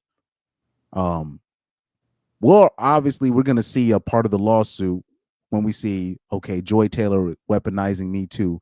Maybe there's something to this lawsuit. But most of the normies, they didn't believe the hairdresser. Most of the time, they always believe the woman filing the lawsuit, but not for her. And I found it interesting that even, other media outlets, they didn't want to speak on it. ESPN didn't want to speak on it. Doug, do you know who the only person I saw on live TV that was willing to even bring up that Joy Taylor situation? Do you know who it was? Who? Cam Newton. Oh, yeah. He was the only person. And he gets so much hate for no reason. But No, man, no. Cam has his dumb stuff. First off, he let himself get dressed down by that freaking a psychologist chick. He never should have done that. Number one, Oh, and then he's like, in but with that, 15 years, the WNBA is gonna pass baseball. Get the fuck out of here, man. Are you serious? But Cam Newton, he's in a lose-lose situation because if he does dress her down, they're gonna bring up. Remember when he said about women talking about routes, they're gonna bring up that. So Cam Newton's always in a lose-lose situation, whatever he does. And then on top of that, how many men had the balls to say what Corey Holcomb said about Dr. Cheyenne Bryant? She's not no real doctor. Nobody else had the balls to put it. You know what I mean? She has a master's degree from University of Phoenix, bro. But most men aren't brave enough, especially black men. They're not gonna dress her Dr. Cheyenne Bryant down. It's like, okay, we will, but I'm talking about men in that space. Only Corey Holcomb is gonna be like. Corey Holcomb was the first person to be like, yo, this bitch ain't no doctor. And then everybody else started doing their research and they exposed her. But if it wasn't for Corey Holcomb, nobody else would have done their research. Right. But bottom line is Cam Newton was the only person that hinted at the FS1 situation. And when Cam Newton was bringing up the FS1 situation, you know what Stephen A. Smith did? He acted like he had no idea what he was talking about. It was the funniest thing. Stephen A. Smith's like, what are you getting at here? I don't know where you're going with this. You have to. I don't have the video for that, but it was the funniest thing. Stephen A. Smith played dumb, the best version of playing dumb I ever saw in my life. It was hilarious to me. But bottom line, nobody wanted to touch the story. Nobody wanted to say that the hairdresser was right. Nobody came to the hairdresser's defense, even though she said that Joy Taylor not only she was weaponizing Me Too, weaponizing her sexuality. She accused Joy of being racist towards her, which I believe, her being a bully. She was specific that it was just Charlie Dixon doing what he was doing. She said that Colin Cowherd was cool. He didn't do anything wrong. She said and when she mentioned Emmanuel Acho and Shannon Sharp, she mentioned those guys are just part of, like, they weren't part of the problem. These were people that were just happen to be caught up in the names list. You know what I mean? So that's why I was able to be like, you know what? I believe her. But most of the normies didn't believe what she had to say, which is interesting in this believe all women era. You know, if he was just maybe accusing all men, all of the simps would have came to the hairdresser's rescue. But since Joy Taylor was one of the main parts of her lawsuit, people didn't want to touch it. I found that very, very, very, very, very, very, very, very, very interesting. I'm reading one of these comments right here. It says peanut butter cans. He's talking about Jason Whitlock talking about Joy Taylor. So Jason Whitlock was definitely one of the few ones brave enough to talk about Joy Taylor and how she was potentially acting behind closed doors. And Jason Whitlock was one of the guys who said, look, the hairdresser was right. This is kind of how the atmosphere was at FS1. The peanut butter cans he was calling Joy Taylor. The peanut butter cans. Yeah. He made so many suggestions and superlatives towards Joy Taylor's titties. So it was very funny. I'm Every just gonna time say this real quick, man. Yeah. You know, 52% of broadcasters on TV are women. Yeah. Right. And like, guys, it chaps my ass when you have a panel full of NFL legends, NBA legends, and there's some woman on the panel talking shit. It's like you never played the game. I'm not saying that you have to, but like, the bar has been raised when you have some of the greatest players of that game, and then like you're a woman, so you're literally arguing with a guy who spent 9 years in the NFL, has a Super Bowl ring, and your ass is gonna argue. I can't stand, like, I don't think that women should be on these panels. I really don't. Yeah. I just Mhm. don't. Sorry. No. You have no idea You're what right. you're talking about. You're right. You're right. Educated Tyrone. Shout out to Educated Tyrone. Please follow his channel. He says Stephen A. Smith had me rolling. Yeah, that video. If you guys get the moment, just type up Cam Newton talks about FS1 and just look at Stephen A. Smith reaction. He acted like he didn't. This the Mr. Know-it-all himself. He acted like he had no idea what it was. But the reason why people didn't want to touch that topic is because, let's keep it a buck, many women in that industry, they roll like Joy Taylor. Bottom line. So they didn't really want to open up those the can of worms. And shout out to Garrett Grant in the chat. Shout out to Warband members. Oh, by the way, Doug, do you watch Undead Chronic at all by any chance? I don't. I don't eat much anymore. He dissed Kevin Samuels when he died, and I just can't, man. I get that because just to let you know, Undead kind of has like a, what would you call it, a zero tolerance policy, and there's a lot of guys that believe that Kevin Samuels took from a lot of people, but I always say it like this: Kevin Samuels was just the guy that just got, he blew up. He blew up, and technically it wasn't really guys that made her famous. It was the women themselves that made Kevin Samuels famous. By the way, even Tommy Sotomayor, he says 6 slick things about Kevin Samuels from time to time, and I have respect for Tommy. And the thing is, I remember Kevin Samuels when he was like under O'Shea Duke Jackson with the the Black Manosphere, people like Obsidian, et cetera, right? So I remember seeing Kevin Samuels in those chats, right? And a lot of the stuff he did get famous for, he did use a lot of their talking points. But I always say he just exactly. But some people, they take that a little bit, But and I say, and all them use freaking Tom Likas' talking points. Exactly. Oh, and like I said, and I've developed a better appreciation for Kevin Samuels a little, after his passing, not necessarily because of his videos, but because I saw like the vitriol he got from the women after he passed. I was shocked. So I was super shocked on the vitriol he got. Yeah. The biggest difference between me and you on Kevin Samuels is you're 26, bro. I'm 44. Okay. Yeah. My whole life I've heard how black men ain't shit. Yeah. Okay. And it's like, that black men are good, but like there's just been this uninterrupted like misandrous vitriol, and like as black men we couldn't say anything back. It wasn't until 2015 that black men were able to start saying anything at all, and you weren't there. You don't understand it. Okay. So Kevin Samuels, he talked to me like my father talked to me and AJ when we were young. He's like, look, like you guys have a masculine burden of performance. You owe it to society and yourself to be the best man to possibly be.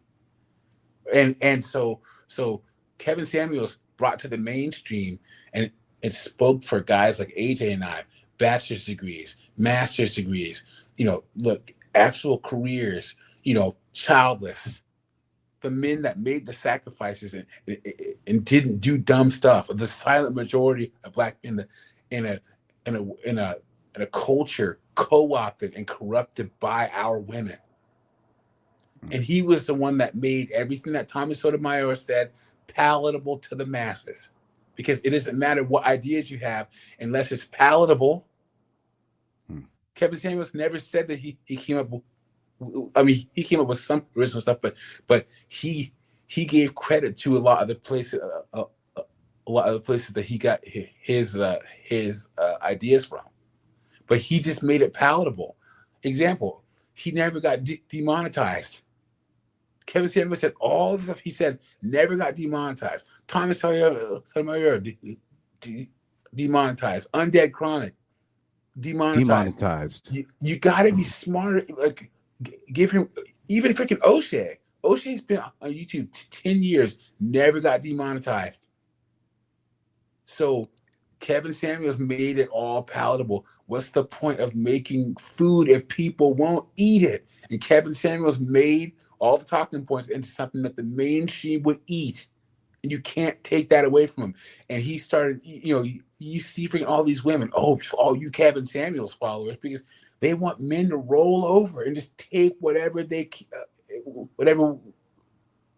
women give them. Kevin Samuels woke up like 2 generations of men. And you can't take that away from him. He was the first 2-hour YouTube show that he's the first person I could watch 2 hours, a 2-hour show. Okay, so maybe that, and I'll say that's, I've always said in my chat, that's always been the kind of disconnect with me and maybe the Andrew Tate fans or the people that did follow Kevin Samuels, because you already know I've been watching Corey Holcomb for a minute. I watched, I remember watching Undead Chronic when I was in college, in 2016. So everything has always been kind of underground to me. So everything that has become like mainstream talking points now, I've been hearing even before I even really came across, the space, even before, like, I remember like watching Sandman's channel for Coach Greg Adams' channel when he was Coach MGTOW, right? So I remember, I don't know if people in the chat know Iman67. He's been demonetized so many times. He was one of the first MGTOW creators that I saw, and he would get demonetized every other time, demonetized every single other time. So that's kind of always been like, maybe the disconnect, you know what I mean? But I think me personally, I think Kevin Samuels did bring more good than harm, because there's always I don't think he brought any harm at all, bro. No. What harm? But let me just say this though. Let me just say this. So I think what Kevin Samuels was best at, right, was because most black men probably haven't seen a black man beat a black woman in an argument like publicly. So seeing that was interesting. And then on top of that, the way he was able to, when they would when the woman would make the argument, right, how he was able to have her hang herself with her own words. That was something a lot of people hadn't seen before. And the reason why he was probably the best at doing it is because, unfortunately, what a lot of dudes, they make the mistake on this platform is when they will debate women, they will try to debate women using logic, which is not the best way to do it. You just kind of have to let them hang themselves by their own words. So that to me, that's what stood out about Kevin Samuels matching women's energy. Guys, the time for men to be stoic in the face of women is over. You're supposed to just sit there and let a freaking chick yell and scream at you? No. Especially online, when she comes onto your platform, you're supposed to just let a woman talk? No. Hang up on them. In dating, guys, it is war out here. Ghost women. Ghost them. Sleep with them and don't talk to them again. Because women, like, men can do everything women can do when it comes to love and relationships. Women still want us to take this moral, a real man would know. Women don't get to say that to men anymore. That's misandry. There's no such thing as the right thing to do. There's no such thing as stepping up. That's all misandry. Everything is fair game. And Kevin Samuels brought that into the zeitgeist. If a woman comes onto your platform, Chris, and starts yelling and screaming, hang up on her. Or, if she wants to call you a B and all, call her same thing back. Well, or I could just not have her on the platform at all. Exactly. Yeah, that. You see, that's always been where I came from. That, like, I'm not, like, on this platform. I said on the beginning of the show, and I'm gonna show you something in a minute right after the Joy Taylor stuff. There's been this woman that been tried, like she did like a video on me, right, on an opinion, and she completely distorted my thing, and she's still trying to reply to me, trying to debate me, try to come on the show. I'm like, you're not coming on the show because you're not coming in good faith. But obviously people want to see that, but I'm not gonna do that because I'm just not gonna waste my time doing that. But anyway, let's start with this video. I'm gonna kind of skip through it and highlight some key points. I did see a little bit of this video. Yo, what's good? How y'all doing? Hey, Chris, give me a few seconds here. I got a dip, okay? Oh yeah, got you, man. I'll call it next time. Yes, sir. Peace out. Thank you, Doug. Always good talking to you. Make sure y'all check in. Let me know where y'all are coming in from. Let me just send out these notifications right quick. Just a second.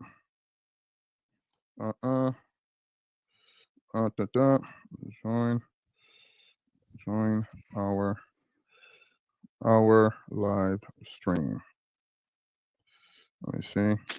Man, sometimes these apps. Let me see. Link below. Okay, y'all. So let's get it going. Just a second. Let me paste this real quick. Link. Paste that. And we good to go. And we good money. Okay, fair use again. This is where I think this is around the part he starts talking about the situation.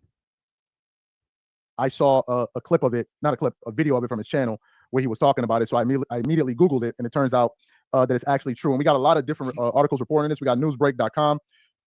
Let me see. Let me post it here in the comments so y'all can see what they said. So they're saying Joy Taylor has been suspended by FS1 in stunning turn of events. The article then continues on. Ryan Glass Spiegel, this is the post. It says Glass break. Joy Taylor has missed at least 3 days of Speak on FS1 this week because she was sidelined by the network. That's just one article. We got another one from Front Office. From Sporting News. This says, was Joy Taylor suspended? Why Fox Sports host is sidelined from show after explosive lawsuit? It says Fox Sports was rocked by a bombshell. Okay, so that's what that article said there. Then we got another one from Awful Announcing, and this one says Joy Taylor reportedly sidelined by Fox Sports. The news comes a month after Taylor was named in a workplace misconduct lawsuit. And FS1, the company that originally reported it, is actually saying the same here. They say Man, but when I saw this news, because I initially saw it via this channel, I was so happy. Man. You don't even know. But that person in that comment section, let me see if I can come back to that comment. If it's for this to be the most liked comment, it's so sad. It says this guy said right here, let me highlight it one more time. He said they find all this evidence regarding Joy Taylor and FS1, but can't and won't report on LeBron's PED use. And when I saw this comment, I was like, I lost like all the joy in my body left, because I was just like, what the hell does LeBron have to do with this shit? These ninjas could be at a barbecue and they always want to bring up LeBron or LeBron versus MJ. I don't care. But anyways, let's put it back. I'm like, who? Okay, say you're right about LeBron's PED use. Okay, so what? Now can we focus on Joy Taylor right now? This was like the most liked comment in the thread, mind you, in this channel. On this specific video. It was like the top and it's still the most liked comment in the comment thread. But when I first watched the video, it was the number one highlighted like thing that was on the top of the comment thread. I was like, are you guys serious? This is about Joy Taylor. This is actually big news. I'm like, that means they finna actually hold her accountable, and they're probably gonna take that whole lawsuit seriously. But we talking about LeBron. Guys, come on. We'll talk about LeBron on another time. This one sidelines Joy Taylor from Speak. Taylor missed this week's shows on Monday, Tuesday, and Wednesday with little explanation from her Speak castmates. So it looks like Joy Taylor has been. Yes, that is true. Kevin Samuels did. So Long Live the King said Kevin also publicly killed the weapon of shaming language, right? Yes. Now, I always say, like, when it comes to Kevin Samuels, I kind of appreciated him a little bit better after his passing, only because a lot of the things that he says I've already heard it from the Zoe Williams show. I always reference that show. Like, I remember I used to see Anthony Brian Logan in like the comment sections in like these shows in 2009. Oh, sorry, not 2009, 2015, 2016. A lot of your favorite conservative or a lot of your favorite black conservative YouTube tubers, I used to see these people in the live chats all the time. I'm talking about a lot of I'm talking about your favorite ones. You know what I mean? They used to be in Zoe Williams chat. They'd be all they'll be talking about Corey Holcomb, Patrice O'Neal, right? But I remember them. A lot of them even made appearances on Zoe Williams show before they blew up, right? So the things that Kevin Samuels was saying wasn't really OD to me, but I knew he was very impactful because he was probably the first person to, I guess, bring the message mainstream. The only downside to that is now anytime I try to bring up these topics, people just dismiss it as, oh, you're just a red pill incel. I'm talking about, you could be like, oh, this woman parked her car wrong. Oh, you're a red pill incel. You're like, huh? When I used to talk about this stuff, like in 2017, 2018, right? I have my coworker that sometimes catches a live stream. He'll tell you, they would just know me as, damn, Chris is OD. They'll just say, oh, I'm talking crazy. But like now, if they heard me say the same talking points, but with a different generation of women, they would just dismiss me just completely and just say, oh, I'm just a red pill incel. If I said those same talking points that I said at my job site from 2017 and 2025, they would just dismiss me as a red pill incel or a Kevin Samuelite. And that part I do not like. You know what I mean? Like, this message has been around for a minute, but the normies are just, in terms of the mainstream audience, are catching up. Oh, my my boy just the guy that I was just talking about. Yeah, like he can. Ainsley was my former coworker and also my friend, though. Also my friend. But he could literally tell you the same stuff that I was saying at my job site at that time. If I said that today, they would just call me a red pill incel. They didn't have a term for somebody like me during that time. And by the way, guys, don't talk about this stuff at your job like I did. That was stupid of me. Anyways, right? But you get like those. If I went to, I don't well, I think I know where Ainsley's working at right now, but if I went to his job site, it said the same stuff. They'd be like, "Where did you meet this incel red pill loser?" That's what they would call me today. That's what and I predicted this in 2022 that this was going to happen, where they were just going to link the incel in with the red pill, even though they're completely they're two completely different things. You know what I mean? So I predicted that was going to happen in 2022 on my channel. But this is kind of like the downside, and that's not really necessarily Kevin Samuels' fault. I really blame that on really Andrew Tate, who was really, he was an ultimate grifter. You know what I mean? Even though, yeah, he had a decent message from time to time, but I think Andrew Tate was really, and the Andrew Tate fanboys caused a little bit more harm than good, in my opinion. I used to like think that Undead was being a little bit harsh on, the Tates of the world, the Kevin Samuels of the world, or I used to think, because Corey Holcomb used to call Kevin Samuels gay and all that stuff, right? But I used to think they were being too harsh, but I kind of understand why. Especially now when you try to explain real life situations, they just dismiss you as, oh, you're just a red pill loser. I'm like, Nick, I said, niggas has been talking about this for decades. like for decades. Everything that we're talking about came from Patrice and all these people. I'm blanking on his name. Tom Likas. Somebody on I got put on Tom Likas in 2016 or 2017. right? So that's really the thing that irks me. That's really the thing that irks me. You know, the just the dismissal of, because they found a label for it. Now that's not going to stop me, but that's going to obviously stop the average man from talking, because they don't want to be labeled as an incel. Even though I've been called, I always say this, I've been called worse by better, but you know, that's going to stop most dudes from speaking the truth if they get labeled an incel, or they get labeled a quote unquote red pill loser, right? And shout out to Reaper in the chat. Shout out to my guy Reaper in the chat. But yeah, like bro, my guy Ainsley, he knows I'm not, I ain't capping on that. The stuff that I said during that time, if I said it today, they would just dismiss me as a Kevin Samuelite. That's what they would do. Even though damn near all of my information comes from Corey Holcomb. I'm not even gonna hold you. Like Corey Holcomb, like I be quoting Corey Holcomb like he's the freaking like I'm a part of the Nation of Islam, quoting Elijah Muhammad. You know how those people in the Nation of Islam, these dudes could be taking a crap, and they'd be like, yo, how come you don't use this amount of toilet paper? The Honorable Elijah Muhammad, he said in the message to the black man, he said a man must do for himself, so he doesn't need no toilet paper. No, I'm joking, guys, but you get my point.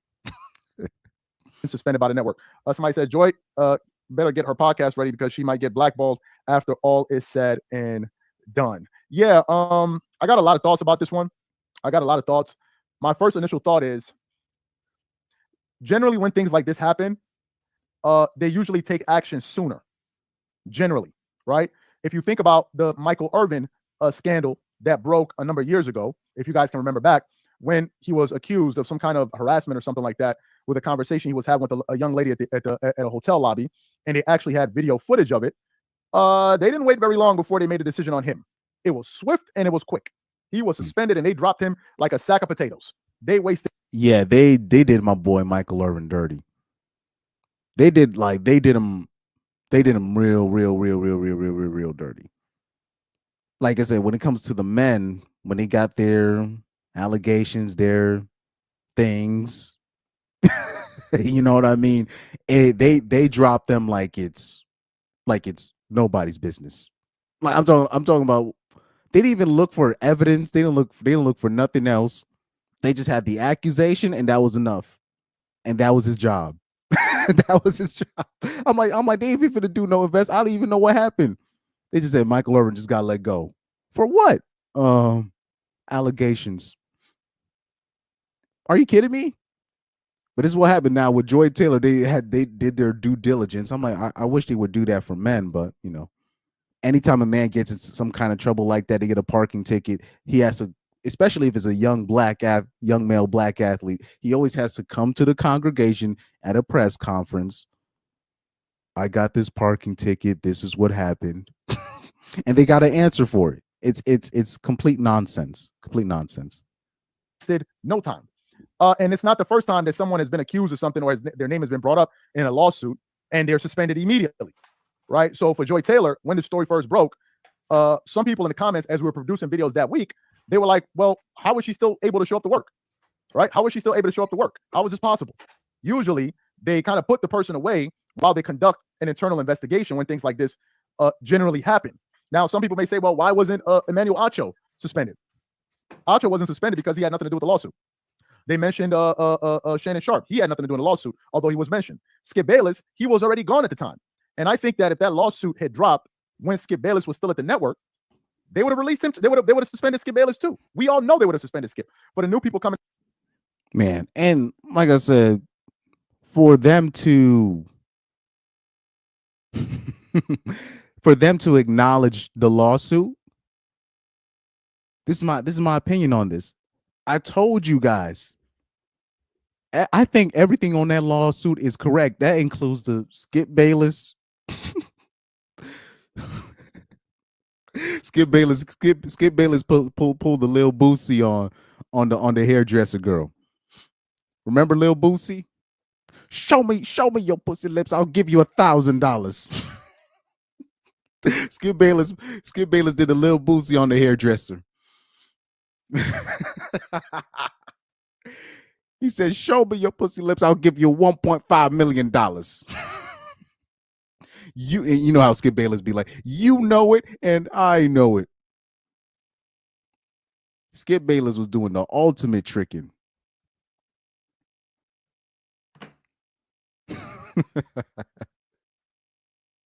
That video by Lil Boosie always had me crying. Show me your pussy lips on live. I'll give you $1,000. That's what Skip Bayless did to the hairdresser. I believe that. I believe he was willing to do that. Corey Holcomb spoke on it. People don't understand the amount of tricking that goes on in the industry. The number amount that they'll offer women and men. That's the industry for you, man. That's the industry for you. Oh man. Coming into the live, so we got a breaking story out here, reporting from multiple sources that Joy Taylor has been suspended by FS1. Okay, the first article, and then let's go to the next video, because for the rest of the stream, he started experiencing technical difficulties, which I found a little bit interesting. Right, so let's watch this new video by Dreams Pro, Fair Use. It's about 9 minutes long. So let's take a look at this one. So apparently now people are coming out after Joy Taylor's suspension. I guess people are starting to get brave enough to talk about the suspension. And like I said, shout out to Cam Newton for being the only one to mention it. I'm gonna show you that video in a little bit since I got some time. It's the one Stephen A. Smith's whole ass. Anyway, let's watch this one. Let's give this a try. So the Dreamers Pro Show. We cover everything from sports, hot topics, classic debates, entertainment. And we give you guys a first perspective on things and how we see them. And folks, we got a hell of a show for you guys. Before we get into it, please make sure you like the video and sub to the channel. So about 2 days ago. Okay, fair use, by the way, fair use. And yes, I am playing it at 1.5 speed. Yes. Yeah, 2 days ago, we did a live. And the live was reacting to an update from the Joy Taylor situation. As you guys know, Joy Taylor was part of that bombshell lawsuit, 42-page lawsuit that involved other key figures like Charlie Dixon and Skip Bayless, right, where they alleged some pretty crazy things. And the lawsuit was a very detailed lawsuit. Now, normally when allegations like that are made about individuals, regardless of whether or not it's true, usually what happens immediately is that the company that they work for immediately suspends them. That's certainly what happened to Mike. Yo, Garrett Grant, bro, I saw your comment. Garrett Grant says, show me them lips for the NBA vet minimum. That's a great comment. That is a great comment right there. for the vet minimum.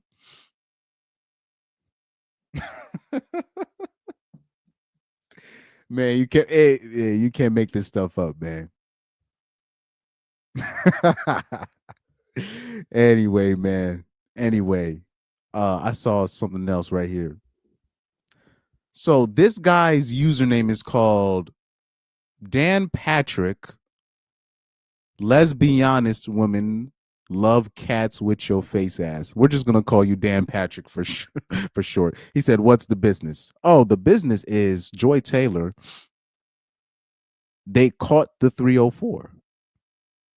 She has been snatched. We have finally caught her. You caught, bitch. You caught.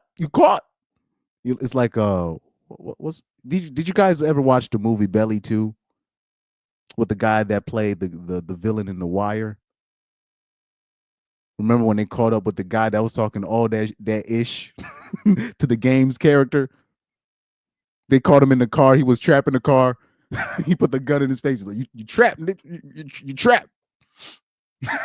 Oh man, technically that movie was terrible, but I love it so much. I don't know why. Like Belly was clearly better than Belly 2, but I still remember that Belly 2 movie with the game and the guy from The Wire. I just like the way the movie opens up. You see the game checking into the no, you see, it was like the Nation of Islam guy he was checking in with his number with the guy in prison. He's like, "Peace, my brother," and the guy said, "Peace, shoot. What's your name and number, ninja?" That's one of the funniest scenes I've seen in my life. I don't even want. Let me play that. Can I play that? Because I got time. I got. First of all, I'm early for once. I'm early, so let me show you that scene. I'm sorry for being distracted, but you got to see that scene. Belly to opening scene. That's one of the funniest scenes in cinematic history.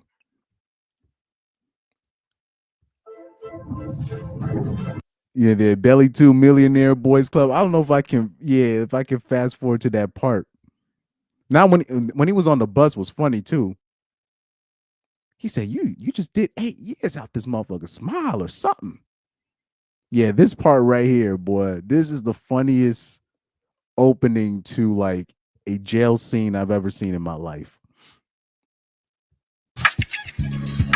Let's go. Let's go. Come on now. Take it so fucking long. Some of you dumb motherfuckers will be right back here. See you around. Fuck up off me, nigga. Let's roll. Let's roll. What you looking at? Oh, you can still get a going away present, motherfucker. Yeah, that's right. You want a piece of me? Yeah, this part right here when the brother comes up, he comes up to the this ninja said, "I come in peace." Peace, my brother. Fuck peace, motherfucker. What's your name and number, nigga? Fuck you, cracker ass motherfucker. I'll catch you on the street. Fuck you, nigga. Yo, that is the funniest. I know it's simple. I know it's a simple ass scene, but it's one of the funniest scenes I've seen in my life. I was a young kid when I saw that movie. I laughed so hard. Peace, my brother. Fuck peace. What's your name and number? Anyway, I'm sorry for getting distracted. That was hilarious to me. I'm sorry. I'm sorry for getting distracted, y'all. I'm sorry. Let me not do that. I'm early, so I'm acting up. Michael Irvin. But in the case of Joy Taylor, she was allowed to stay on TV and continue to do her job. But then out of nowhere, we got some reports that she had been suspended from FS1, and she hadn't been on TV for a number of days. I think ever since the Super Bowl, if I'm not mistaken. And people began to point this out. We covered it. We reacted to it. So this morning, I was just searching the internet to try to understand whether or not there was an update out there or not. And it turns out there actually was an update. And this article comes from an article I found on awfulannouncing.com and has the following headline. It says, Paul Pierce remarks harsh conditions amid Joy Taylor's absence from Speak. And so basically, that means Paul Pierce is probably going to regurgitate what I already reported Jason Whitlock saying already when the lawsuit had dropped from the hairdresser. All the details that I went over in that, Jason Whitlock confirmed it with his testimony on working conditions when Joy Taylor was around. And even remember in the lawsuit, Yushin Faraji, the hairdresser, she said that Joy Taylor had a meeting with Skip Bayless because he didn't even want to put Joy Taylor on the show because Skip Bayless knew what type of broad Joy Taylor was. And Yushin Faraji, she said that Joy Taylor had showed up to the meeting with Skip Bayless wearing a skimpy outfit. And that was her hinting at she was willing to also sleep with Skip Bayless to get to where she needed to be. Like I said, Joy Taylor was very nefarious on terms of what kind of sexual partners she chose. She wasn't choosing, the funny hood ninjas. Do you know what I mean? She wasn't choosing the dudes that she was sexually attracted to. She was choosing marks with clout. That's what I would call it. Marks with influence, right? So that would be Emmanuel Acho, corny ass ninja like Emmanuel Acho, Charlie Dixon, the former vice president, and that would also include Skip Bayless. But people don't understand Skip Bayless. He's a weirdo. He's one of those people that you're thinking he's gonna simp over Joy Taylor, but then he ends up not doing that. But then he ends up simping over a hairdresser. So that's like he's one of those weirdo type dudes. And low key, I'm the same way a little bit too. The women that I have simped for in the past, it makes no sense. And then the women that I don't simp for, people be like, huh, you ain't trying to tap that, but it's like I don't know. So I'm kind of that way too. I'm kind of that way too. If you look at the girls that I've fell for, it's about like 2 or 3 chicks that I fell super hard for in my life. And if you like take a look at them, you'll be like, what? Are you serious, Chris? But that's life sometimes. But Joy Taylor thought that she was gonna get Skip, and Skip was like, he went out of that meeting discouraged, like, dude, she is not touching my show. But Charlie Dixon basically forced his hand and made Skip Bayless have Joy Taylor be the moderator. That's why if anybody watched Undisputed when Joy Taylor was a moderator, Skip would always have he would literally treat Joy Taylor like garbage. I'm not even gonna hold you.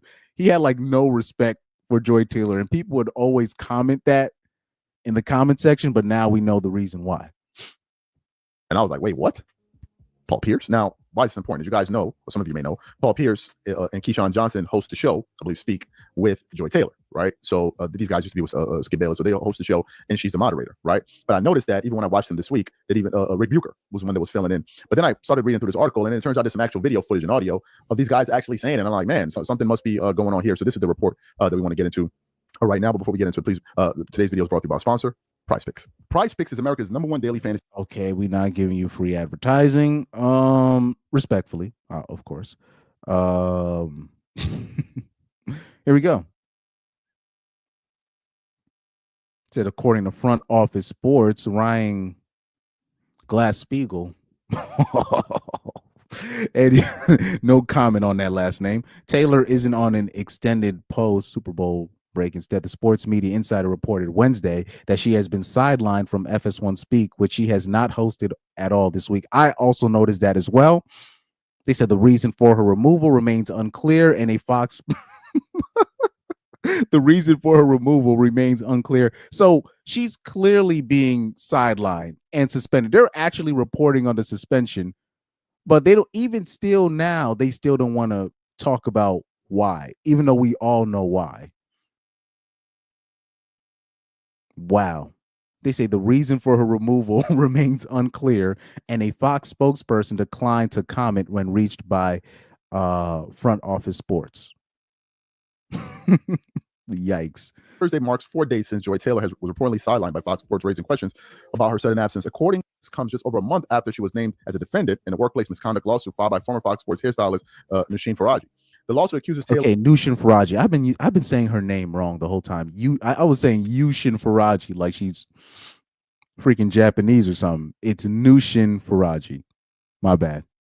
Of mocking Faraji, who was Persian, over ethnicity and engaging in sexual relationships with Fox Sports executive Charlie Dixon and co-host Emmanuel Acho to advance her career. Despite the allegation, they need to when they make a report like this, they need to be specific when it comes to just not necessarily just engaging in sexual relationships with the Fox Sports executive Charlie Dixon and co-host Emmanuel Acho to advance her career. It's more deeper than that. Not only that, like Martin Luther King said, not only that, right?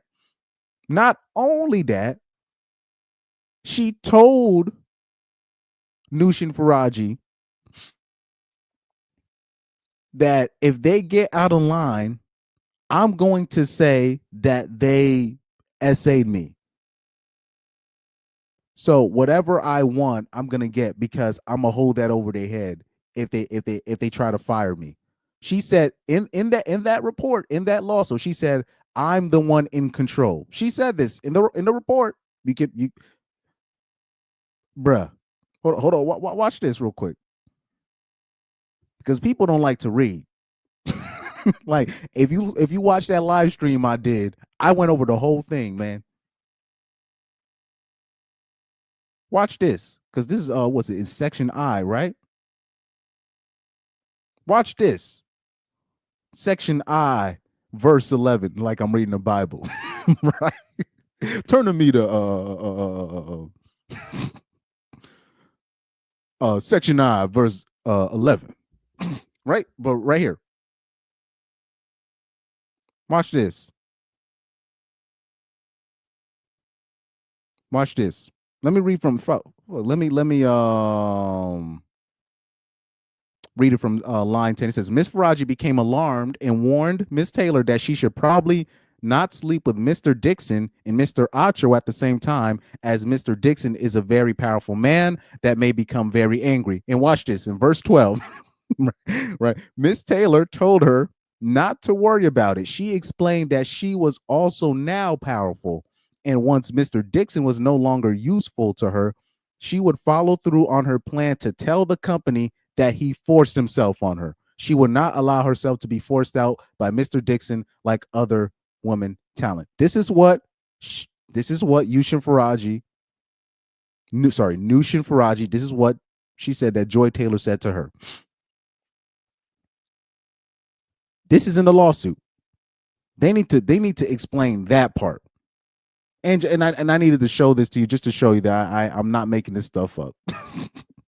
And yes, I saved the whole entire lawsuit as a PDF file on my hard drive. Yes, I did. Yes, sir. Yes, sir.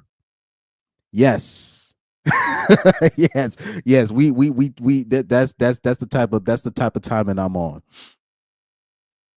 You already know, motherfucker. You taking it too far. Why you taking this so serious? No. We going in. I don't want peace. I want problems always. Okay. We on real nigga time today. We on real nigga time today. Dixon and co-host Emmanuel Acho to advance her career. Despite the allegations, Taylor remained on air for FS1 in the weeks following the lawsuit's filing. She was also prominently featured in Fox's Super Bowl's coverage from New Orleans earlier this month. And while the network is still staying silent, Paul Pierce is not. Never want to hold back. One of the reasons he's no longer at ESPN, the former Boston Celtics star seemingly weighed in on Taylor's situation in a video posted to social media. So what we want to do is we actually want to play the sound from this video for you guys, a very short video, about a 10-second or so video. And then we're going to come back and continue to react to what these guys had to say. Bad boy. Okay, so let's listen to Paul Pierce, his reaction. And, shout out to Paul Pierce, one of them, underrated players in NBA history, a big shot maker. People don't know. He was really people talk about clutch. Like, Paul Pierce was a clutch player. He was clutch. Paul Pierce, even during the latter stages of his career, even when I would see Paul Pierce play on the Wizards, he would take the last shot. He would be taking the last shot. Like, Paul Pierce, he in my eyes, I appreciate what he brought, to the game. Bad boy. All right, let's get it today. Speak. Got the crew up here. Yeah, it's the crew. Let's get it, y'all. Can't keep doing this on these dishes. No, this is harsh though. Oh, man, damn. So you heard what these guys had to say. So clearly, what that clip, and you hear everybody else in the background, what that clip shows, everybody knew about the situation, but everybody's been told you can't talk about it. If you talk about it, you're fired. That's what that audio clip says about, just that situation. Everybody knows about it, but nobody's allowed to talk about it. Now, shout out, this is where I got to give a shout out to Cam Newton, because people wanted Mark Andrews to answer questions after his putrid performance in the playoffs. They wanted Mark Andrews to answer questions because he skipped the podium. But Cam Newton said, we got to keep that same energy, because he said we have a lawsuit going on in FS1 and nobody's saying nothing. And we're not even allowed to hold Joy Taylor or the people involved accountable. Nobody's holding them accountable, but then we want to hold Mark Andrews accountable for missing a couple catches, right? That's a great point, but nobody wanted to bring that up. That was Keyshawn Johnson and Paul Pierce reacting to the report, the situation, essentially giving a take on it, saying that it's been rough. What are my thoughts about this? Number one, I'm surprised that this didn't happen sooner. Okay, now I was getting into this yesterday on the live that we did, 2 days ago on the live that we did, but I had to cut it. I'm surprised that they held her accountable at all, because I thought, I'm like, nobody finna address this. I thought they were gonna really. I'm like, damn, they really finna sweep this under the rug. But really, they did their due diligence and try to keep it in house. Now, I wish they would do that for male athletes that get accused of certain things. But when a woman was accused in the lawsuit of certain things, because that's really what it's all about. It's not if the lawsuit was just Charlie Dixon, they would have been already on it. They would have been already on it. But since Joy Taylor was involved in the lawsuit, like say if it was Charlie Dixon and Skip Bayless, it would have just been Skip Bayless, catch you wrecking, that would be it.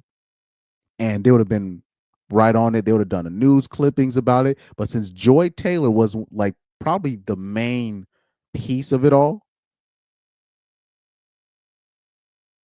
that's why they took their time. Also, in the lawsuit, I don't do you guys remember this part in the lawsuit? When Nushin Faraji, she said she had gotten groped by Charlie Dixon, right? And when she told Joy Taylor, right, because she knew that Joy Taylor was already sleeping with Charlie Dixon, she thought she could talk to her about it, and she thought Joy was going to have her back. And she said that Joy Taylor told her to get over it. Hey, yo, ain't that something? Miss Feminist, Mrs. Virtue Signal, right? Right here. Nah, not the Mr. Diaz one. Not that one. The section. I got to show you this because I just got to show you that I'm not making this stuff up. No, not the pain. No. No, not Skip Bayless being creepy. Nope. Is it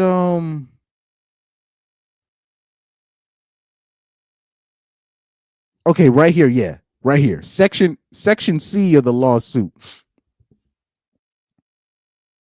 Turn to me, turn to in the book of the RP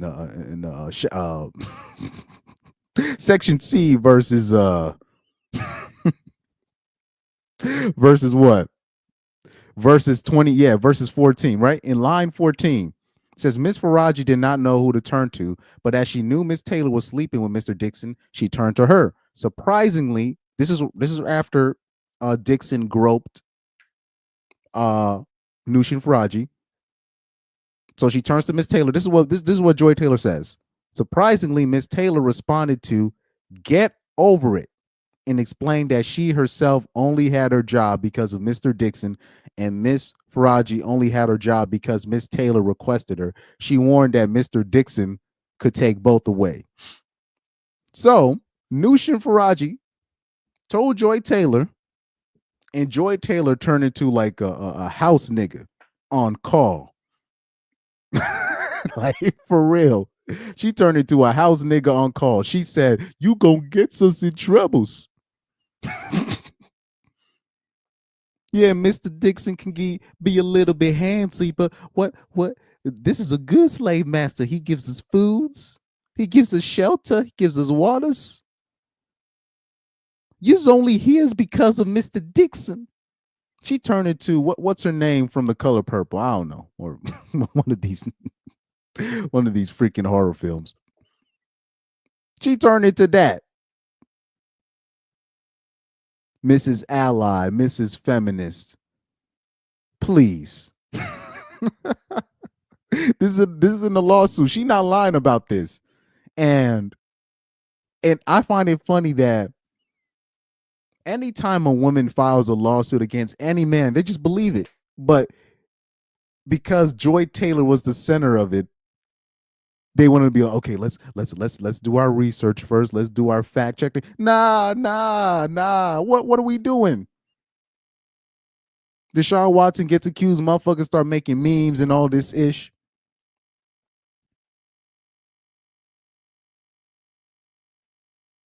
This happens in these so-called meme creators, these male meme creators. All of a sudden they got writer's block. What's going on, man? Simps. Anyways, let's put it back on the video. Short abruptly. And I was saying this. The question then becomes, why the need for this? Why are they suspending her now, according to reports? Because initially when the news broke, they didn't. So the question is why?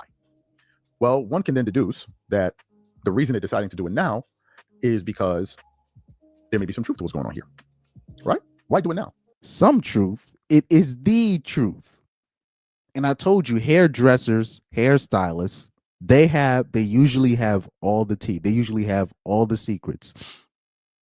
The relationship between a woman and her hairdresser, it's very close. They know all your, if anybody that has a girl in the chat, whoever does her hair knows all of her dirty laundry, not you, her hairdresser. Not even her girlfriends know more than her hairdresser. Trust me, this is how it works. Not even just even in regular life, not so, let alone the industry. These hairdressers that work in the industry, these barbers, the limo drivers, they be knowing the real dirt, dog. These Uber drivers, them old school taxi drivers in the 90s and the early 2000s, they know what's up. Why not do it before? Because as I said before, normally it happens immediately. But she was given a degree of freedom that a lot of people don't get. But nevertheless, it's happened now. So then one begins to wonder, well, why? What's going on within that lawsuit? Is it true? Right? And is there any situation there? Because if it is true, I definitely expect a lot more noise to come from this. Now, I know Marcellus Wiley covered it. And to be quite honest with you, as more information comes out, these are people you need to follow on the story. Marcellus Wiley, Jason Whitlock, because these guys actually work there at FS1, right? They know all of these people here. So Yep, Jason Whitlock, Marcellus Wiley. Yeah, Marcellus Wiley. I forgot to mention it. I'm very sorry. Marcellus Wiley, he did used to work at FS1. He did speak. He did also speak on this podcast. Marcellus Wiley. I've always taken a liking to Marcellus Wiley. He's very intelligent, very well spoken, and he's not afraid to share his mind when need be. I like him. But yeah, follow him on his podcast. He had something to say about this as well, and him and Jason Whitlock basically confirmed what was in that lawsuit was right by all accounts, especially when speaking on Joy Taylor, which a lot of mainstream news outlets were afraid to talk about. I believe that these guys will give more insight, and maybe they will have more answers than somebody like me that's on the outside looking in, trying to make sense of all of this. If it does turn out that what Faraji was alleging is true, it's going to be crazy. But I will say, going through that 42-page lawsuit, I mean, she kept a lot of receipts. It's one thing if people try to say something and they kind of give these vague details. This was way too precise. She was given names. She was given times. She was given locations. Hell, she even gave a location of the elevator or something. I'm like, bro, like, this is very, very detailed. So for her to have all of these receipts and have all of these pieces of evidence that she has in the coffers, I mean, does somebody just make all of that up? I mean, it seemed very, very, very, very detailed. That's what I said. Anybody that watched the stream when the stuff broke out, that's exactly what I said. I was skeptical of the Skip Bayless claim at first, not really with the Joy Taylor situation, but when I read the whole lawsuit, I was like, I don't think she capping. I said, let me give her the benefit of the doubt. I said, this is the first woman that dropped a lawsuit that I'm gonna give her the edge. I said, let me take a gamble on her. I think she ain't lying. And what confirmed it to me was the way the mainstream news outlets denied the story. I was like, oh, there's something to it. There's something to it. Because she was essentially placing people at various locations in her story, right? And for her to come out and say what she said, man, it's a pretty big one. I guess we have to wait and see ultimately what comes from this story. I don't know. I don't know if Joy Taylor did it or not. There were a lot of things alleged against Skip Bayless. I don't know if any of that. What? Nah, bro. Dreams Pro. Come on, man. Come on. You got to stand on something, man. Like, come on, man. Anybody that gets a chance, please watch the show where Corey Holcomb went on Cam Newton's platform and had the interview. Corey Holcomb was speaking on that real ish. He said, like, as a man, you have to stand on something. On something like this, you got to stand on and be like, nah, I think Joy Taylor did it. And if I'm wrong, I'm wrong. You got to stand on it. Nah, on this situation, man, you got to stand on something. You got to stand on it.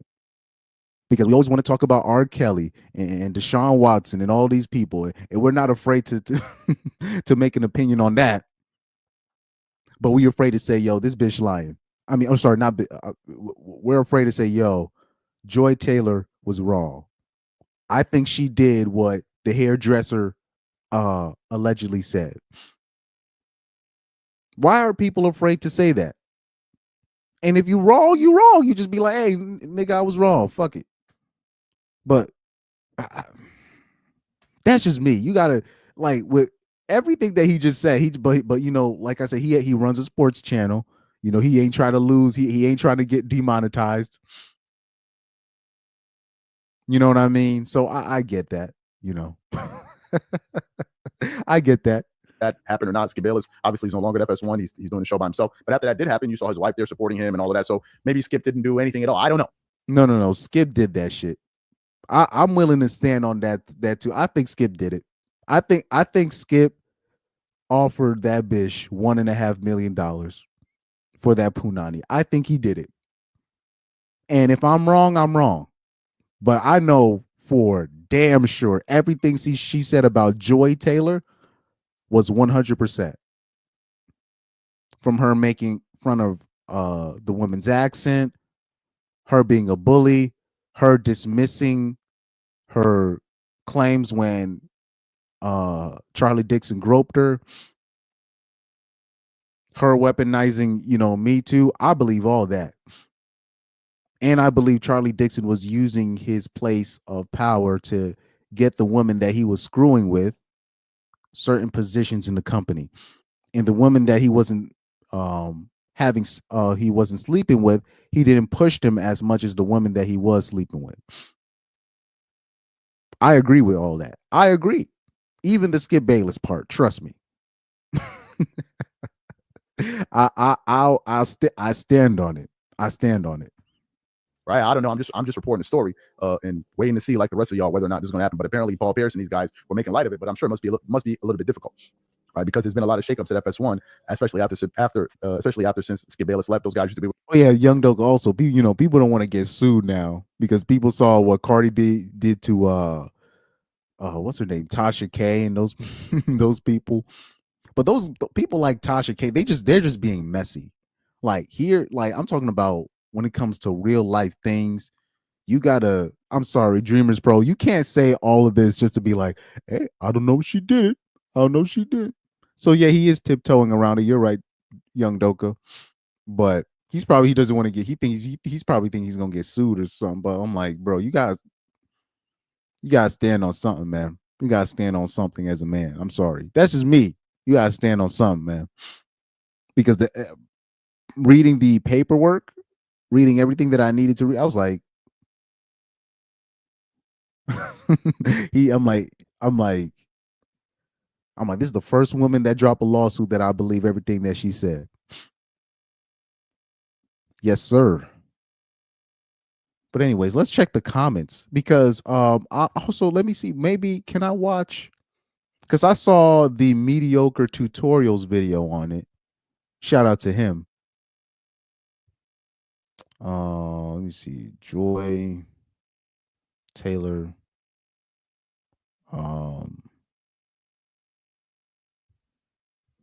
Mediocre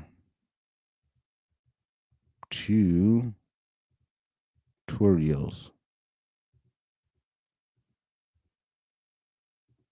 Let me see this ish. Because I watched that joint. You see, man, the internet, they be ruining the most beautiful things in the world sometimes, man. Look at the beautiful Joy Taylor and her peanut butter skin just a couple days ago. Now, favorite peanut butter skin sportscaster Joy Taylor reportedly has been suspended by FS1 in a stunning turn of events. Now, there's been a lot of things that's been happening over the past 2 months in regards fair use, by the way, fair use to this case, including another Fox sportscaster coming out and claiming assault from an executive within the studio. Nevertheless, I'm gonna try to give you guys an update in regards to what has just happened with Joy Taylor. Anyway, let's go. Joy Taylor has been reportedly taken off of the air following a bombshell of a lawsuit exposing alleged relationships with coworkers at Fox Sports. Say it ain't so. Taylor, who has been absent from FS1 Speak all of this week, and Ryan Glasspiegel of Front Office Sports reports that she has been sidelined from. I'm sorry. When I hear that last name,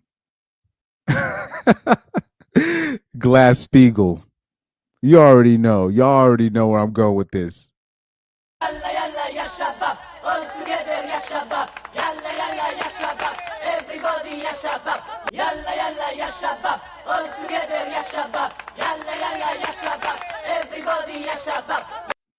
Yeah.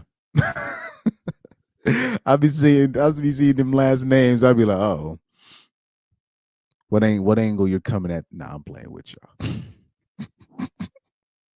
Don't call me Kanye West in the chat. Anyways. From the show. Now, the exact reasons for the absence was not disclosed, but Front Office Sports is reporting that this is a result of infraction. The apparent infraction that led Taylor to be off program for at least 3 days was not immediately known. All right. Now, this comes more than a month after the co-host was named in a wild lawsuit in which she was accused of mocking and insulting her former hairstylist who worked with the network. Now, the former hairstylist asserted that Taylor had relations with an executive by the name of Charlie Dixon and co-host Emmanuel Atchu to land a gig on top of the network show. Now, Charlie Dixon is also named in the exact same lawsuit, and is Skip Bayless, with Haraja accusing. You see, I don't know if you can, because I read a little bit forward. Nobody wants to talk about in these articles pertaining to Joy Taylor how she weaponized Me Too and how she was going to claim that they forced themselves on me. Nobody wants to mention that. They just only mention just her sleeping with this guy and her sleeping with that. Nah, you got to tell the whole story. You got to tell everything. Not who she was just sleeping with, why she was sleeping with them, and what was going to happen if she got let go. Why do nobody want to talk about that in these articles that they be writing?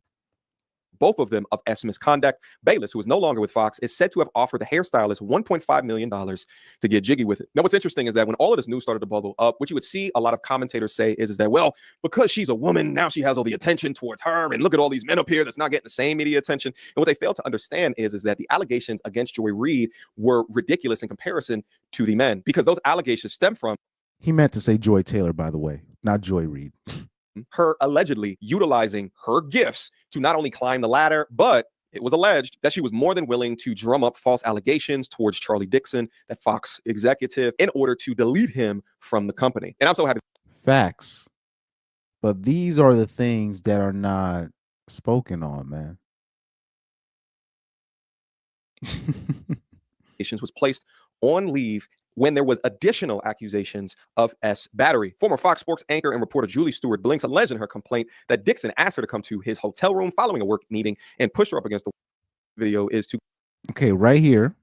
Let me fast forward to this part. So anybody that knows Jalen Rose, he has a daughter, and this is what Jalen Rose's daughter has to say about the Joy Taylor situation.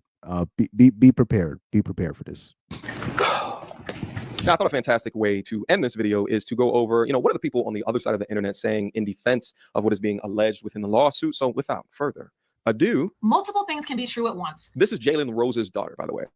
But I have realized that there is a subgroup of people on the internet who are committed to misunderstanding me, and they're going to hate me no matter what I say. So the truth is, number one, if it is true that Joy Taylor admitted that she would be willing to lie about SA if she was caught sleeping with a boss at work while married, that is wrong. People should get in trouble for lying about SA and falsely accusing men of SA. Sure. Not only does it hurt the men and their reputation, but it only hurts SA victims, real SA victims, because it adds fuel to the fire that women are lying every time we bring this up. True. It can also be true that y'all are using Joy Taylor as the face of this lawsuit because of misogyny, because Joy Taylor is one of the reasons and the proof of Man, as soon as you hear a bitch talk about misogyny, patriarchy, and that's like, once you start hearing these words, you're like, oh, here we go. That's how you know this bitch went to college and been indoctrinated using these terms. As soon as she said misogyny, I'm just like, oh, here we go. What the fuck is y'all talking? What are these hoes talking about? To perpetuate. What do you mean perpetuate misogyny? Joy Taylor perpetuated misogyny. She was the one that told Nushin Faraji get over it when she got groped by the same dude that she was messing with while she was married, mind you. You talk about misogyny. Us reporting on the situation or highlighting the situation is misogyny. Are you kidding me? But like I said, nobody's gonna tell Jalen Rose's daughter to shut the hell up, because first of all, it's Jalen Rose's daughter. You know what I mean? And then on top of that, dudes will just the dudes is just they just trying to smash, so they're just gonna let her say whatever she want. But who's gonna be brave enough to be like, you ain't talking about nothing with this? Who's gonna be brave enough to tell Jalen Rose's daughter, shut the fuck up? Please. Pretty please. You know what I mean? Respect, like, yeah, like the New York Ninjas do. Shut the F up, respectfully. Right? Who's gonna tell her that? Concept for why I have the job that I have speaking about sports. What? She's one of the only women on television talking about sports on major platforms, giving her true opinion and being honest and being unapologetically herself. Typically, men are comfortable with women being in the role of being the vehicle to direct their conversations about sports, and Joy Taylor is not that. So there is a lot of vitriol towards her. People have been committed to hating Joy Taylor for a long time, much before this lawsuit. No, this is this not just true. gives them a reason. It can also be true That is mediocre tutorials is actually right. That's what she said is not true. Men gave so much excuses on why she was talented, even though we all knew she was there for her looks, and she probably slept her way to where she got to. Like, it's so, like, these things are so obvious, but people will just try to, it was men that would gaslight me and act like I don't know what a FFH look for, what a FFH looks like. And when I say FFH, that means F for hire, fucking for hire, right? We already know she a FFH. She a FFH hire. We it's so obvious. I mean, no, I'm sorry, no bish. Do I got these pictures? No bish dressed like this here. Where my pictures at? Where my jugs at? Where my jugs at? No bitch dressed like this on the regular. She not there for sports, man. And like I told when I was talking about Taylor Rooks, you really think Taylor Rooks is there? You see these other sideline reporters, they're dressed in their best club outfit, showing their goods. You really think they there for sports? They there to catch. They're there to catch. That's what they're there to do. But when you bring up the obvious, they act like you crazy and you in the wrong for speaking the obvious. She a FFH, man. Said, come on now. Shout out to OJ Desire. He said, oh, brother, here we go. She can't be serious. But like I said, like women like that, respectfully, because I don't know how old Jalen Rose's daughter is. She's obviously been in college. She's got to be in her early 20s. So she obviously she's speaking this way, you know. But and she's standing on nonsense. But this is, you know, if, like I said, you send your daughter to college, that's what's gonna happen to her. She's gonna come out talking about patriarchy, this and LG rain alphabet community, this and yeah, patriarchy, this misogyny, this and therapy, this, right? Therapy, that, all the nonsense. This is what they're gonna turn into. So all you dumbass dudes that was not you guys in the chat, but the dumbass dudes that will be in my comment section when I said, yo, a red flag is a bitch that went to college, that stayed on campus. And it was all dudes in my comment section. What, you want a dummy for a woman? I'm like, you think these bitches going to college for liberal arts and getting their studies in gender, gender studies degrees and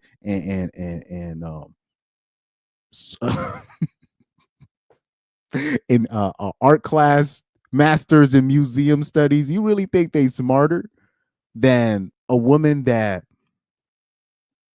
decided to have kids at her most healthiest and found a man that could take care of her? You think that bitch that has all that debt is smarter than a woman with no debt, has somebody taking care of her, and is married, and that guy is locked into her? But you saying that the bitch that went to college is smarter?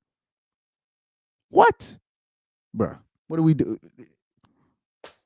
But this, like I said, if people like, especially the conservative dudes, they'd be like, man, where are these liberal women? These liberal women, where are they coming from? And I'm like, they're coming from y'all, because you keep sending them to these spots, and then they turn into that. They turn into Jalen Rose's daughter. They turn into Joy Taylor. They turn into the Taylor Rooks, the Kayla Nicoles of the world. People that I can't take seriously. The hoes nowadays that go to college are significantly dumber than the women that I grew up seeing in my life. So I'm talking about like significantly dumber, like complete, like so like their level of knowledge is not. Trust me. Like I still remember women from the early 2000s. It's not like how it is now with the knowledge. Like their level of thinking, the way that they talk, their talking points, please. So yeah, she can't be serious. Well, yeah, but so OJ Desire says she can't be serious. No, well, she's serious as a heart attack. She's serious as a heart attack. But that's what they think. That's what they think, man. And she willing to stand on her stupidity. There are a lot of men involved in this lawsuit who, if we opened up their closets and pulled out all the skeletons and looked through their sexual history, not only would you gasp and be afraid, you would be like, arrest those niggas. So the argument here no. And this is like I said, this Jalen Rose's daughter, she clearly didn't read the lawsuit. There was only one guilty man. Sorry. There's only two guilty, really, or technically three, but really two main male culprits in the lawsuit. But most of the details and the charges were on Joy Taylor. Most of the stuff was on Joy Taylor and Charlie Dixon, but mostly on Joy Taylor, because Joy Taylor was her friend, kind of, right? So that's where most of the stuff was coming from. So the other male conspirators, it's irrelevant outside of Charlie Dixon and Skip Bayless.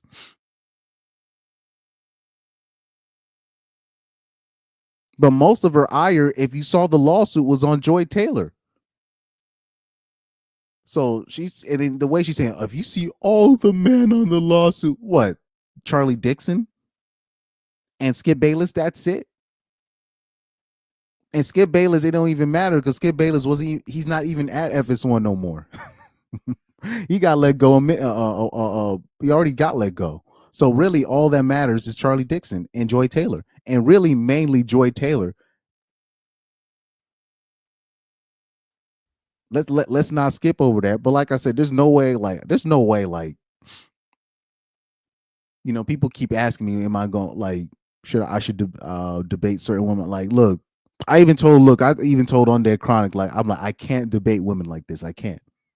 I know, yeah, it's good for the entertainment value and all this stuff. No, I can't. You can't reason with something that like this. You can't. She's lost. is that if she has done bad stuff, then hold her accountable. But also at the same junction, men have probably done bad stuff, if not worse. It's funny how constructive criticism regarding her value of the things that she's saying from a sports perspective, if my take is misogyny, then by default, your take is misandry. But I do think that the conversation regarding her true value to that network outside of her being a woman or it being like a DEI hire has to come into question, especially if you look at some of the analytics on her YouTube channel. Now, this is not a network. This is just her. And when she's left to her own devices to talk about sports, it's way more difficult to gain an audience. But when you're placed in the position behind the equity that is as large as Fox Sports, well, then you got to ask yourself, are people listening or really valuing her opinion or commentary as much as just listening because she's the one? Well, she's utilizing what she can do best, and that's, using her punani to move up through the ranks. Now, we know this as men, but it's just we for some reason people are afraid to say it. And it'd be so obvious too. But, These guys are just afraid to speak on it. I don't know. Well, yes, I do know why, but it's just like the stuff that I will see guys put their career over the line for, and then they can't speak on the obvious, like a Joy Taylor, right? A Taylor Rooks, right? These people. They're like it's gonna be dudes that gaslight you. I'm talking about other dudes that gaslight you and be like, nah, like, look, I know women be doing stuff like that, but not her, not Joy Taylor, not Taylor Rooks, not her.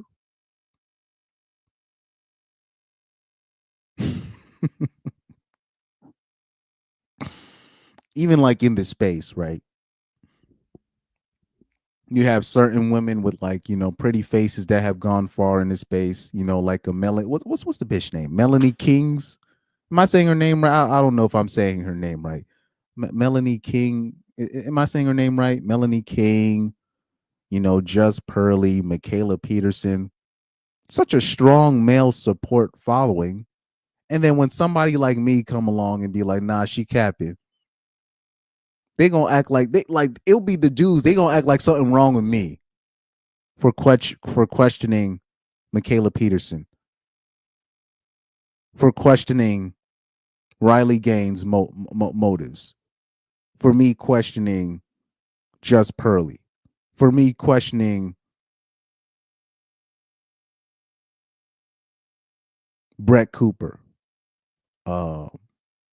Sydney Watson, all these people, in the past that I've had smoke for. But it's gonna be dudes in the comment section acting like I don't know what I'm talking about.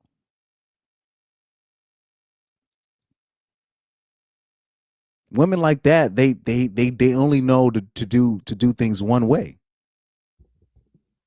Women of that ilk. And it's pretty obvious. It's just like women just bank on men not really holding their feet to the fire. Because most of the time they can get away with that. Most of the time they can get away with it. One that has the particular position. Because men do weird sexual shit at work all the time. Here we go. Which is actually what this lawsuit is all about. Cap. And we know she's capping because there's literally reports like it's literally a widespread nationwide of women complaining that men don't interact with them anymore at work. So those two statements cannot be true. It's got to be one or the other. You can't say men are doing stuff like this at like this all the time at work, but then at the same breath talk about men are not interacting with women at work anymore. What? Come on now. So this is why we know she capping right here. She's making a terrible general statement, a terrible general statement. By the way, the Me Too movement, this is the most pointless movement of all time. Pointless, absolutely pointless.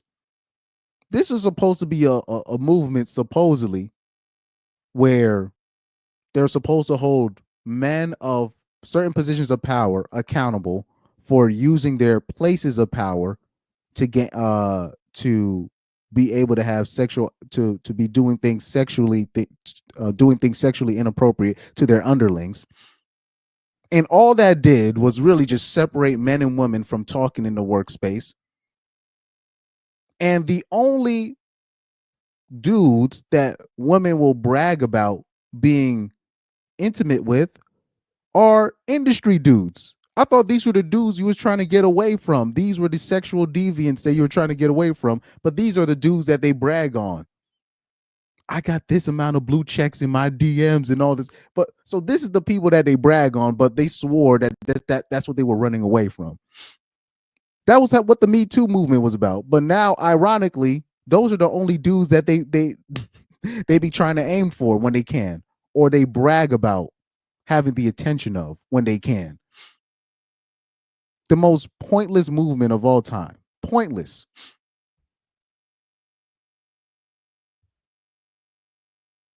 And you know what they got to show for it? I always bring this joke up. This is something I patented. I came up with this. You know what they got to show for the Me Too movement? They got 2 niggas locked up. Bill Cosby and R. Kelly. That's all they got to show for it. We don't got men and women really interacting like they supposed to. People wondering why the birth rate is down. All this nonsense. And all the Me Too has to show for it is they got 2 niggas locked up. That's all they got to show for it. I could get 2 niggas locked up. I could do that. I could easily. I don't even have to. I don't need a movement for that. I don't need a hashtag. I could get 2 niggas locked up right now. I know. I could forget. I could get 10 niggas locked up if I wanted to right now. That's all the Me Too got to show for it. They got 2 niggas locked up, R. Kelly and Bill Cosby. That's all they got to show for it. And you don't even got you don't got people even interacting. You got people afraid to speak to each. Come on, man. That's all they got to show for it. Absolute waste of space, waste of time. Nonsense. Shout out to Garrett Gray. He said, don't forget the lying 304s that just wanted attention and not to be accountable for their actions. But that's all of them, really.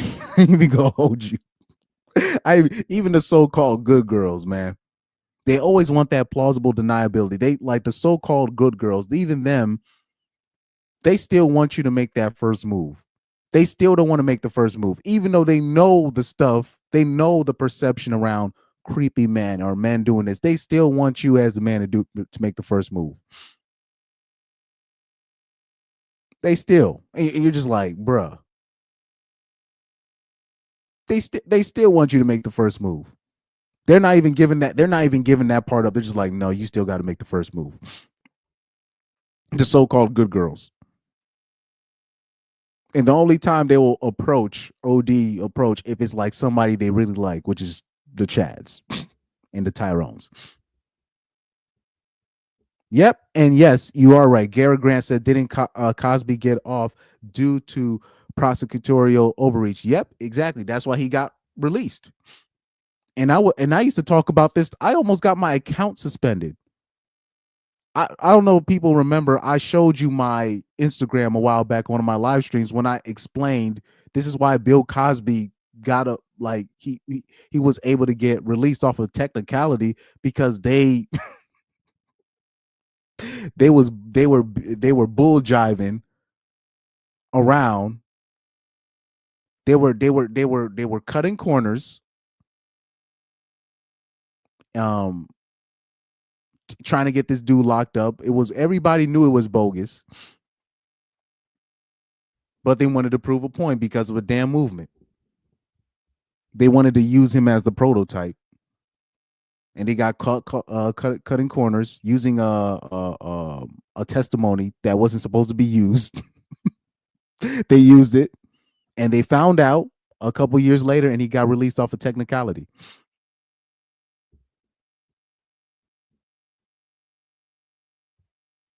OJ Desire said they can't stand on business. Same with the 4B movement. Oh yeah, that the 4. Please, the 4B movement ain't no 4B movement in a divorce, or when they start asking for money, child support money. Please, these bitches broke out here, dog. And I'm not saying men aren't broke, but we're not fronting about our situation. You know what I mean? But man, yeah, Jalen Rose's daughter, she tripping. The 4B movement, that I already plus I made a stream. About the 4B, what the 4B movement really is. Let me see if you guys do get the chance, if you guys didn't see that stream, it's I nicknamed it, really what it really is the 4V movement, not 4B movement, 4V movement. And the V standing for victim. Yeah, exactly, right here. Hold on real quick. This stream that I did, well, I can't speak half the time. The fetishization I hope I said it right, of victimhood. The 4V movement, not the 4B movement. The 4V, V standing for victimhood.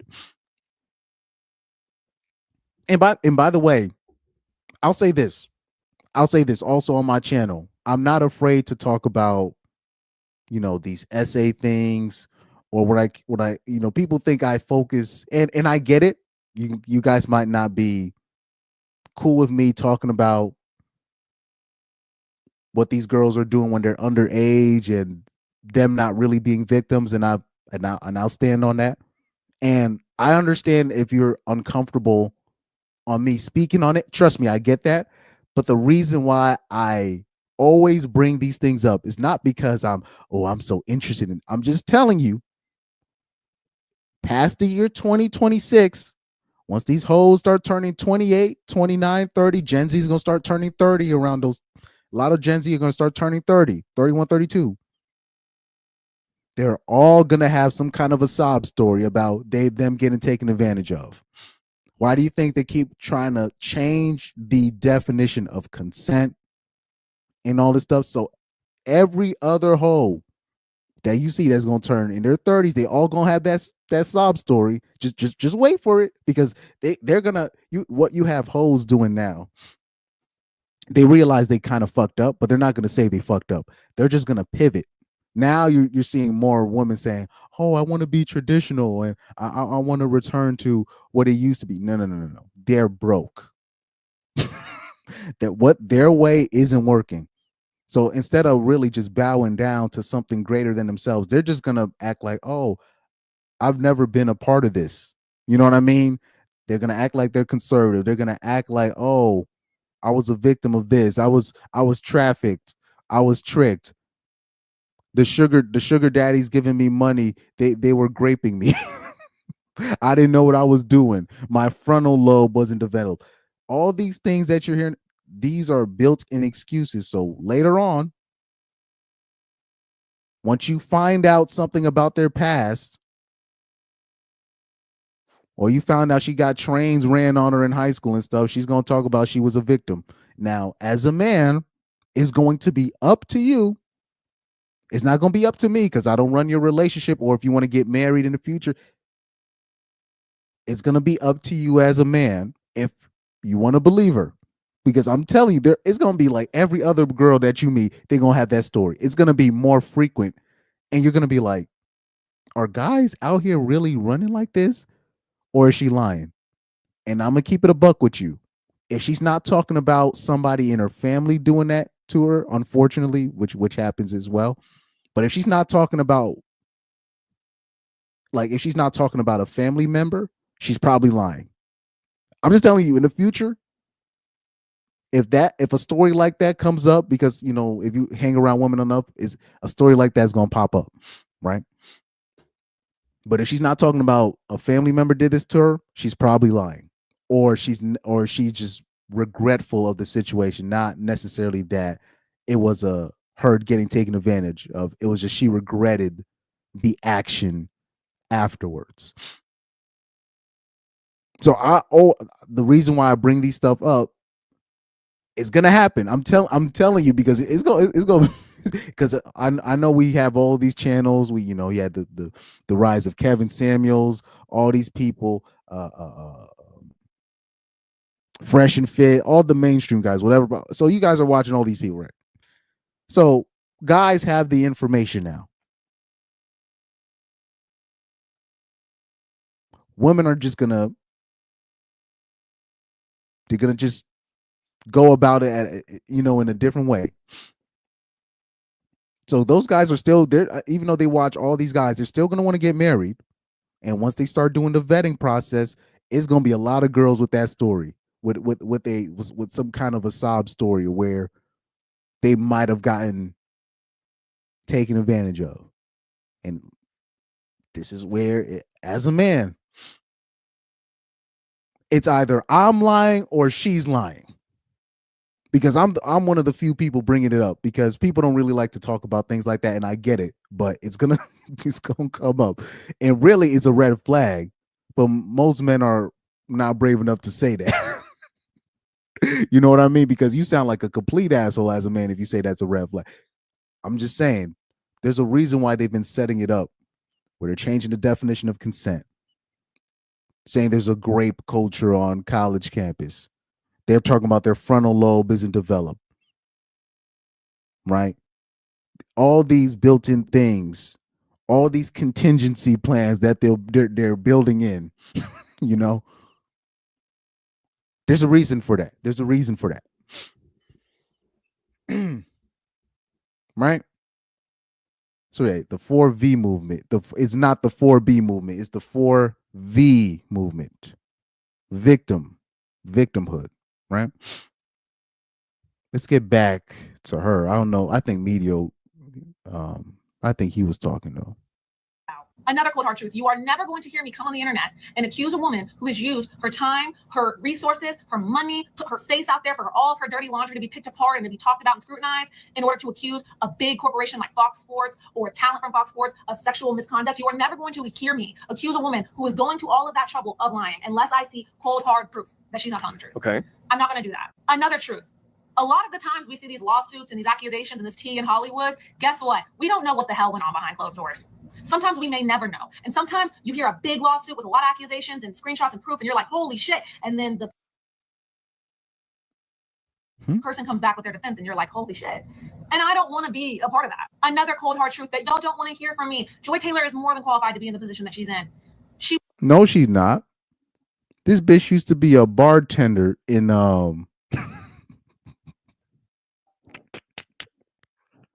Yo, what did Richard Pryor say in that roast? Used to be a hoe from Detroit. Hey, yo, Joy Taylor, she used to be a hoe from Miami. Bartender in Miami or bartender in LA, same difference. A hoe. A hoe. A whole hoe.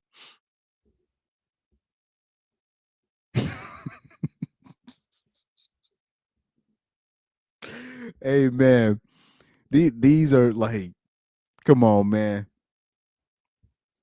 To say Joy Taylor is a journalist or like what's the bitch name? I'm blanking on her name. Taylor Rooks. These are not journalists. These are hoes, man. Hoes. Hoes.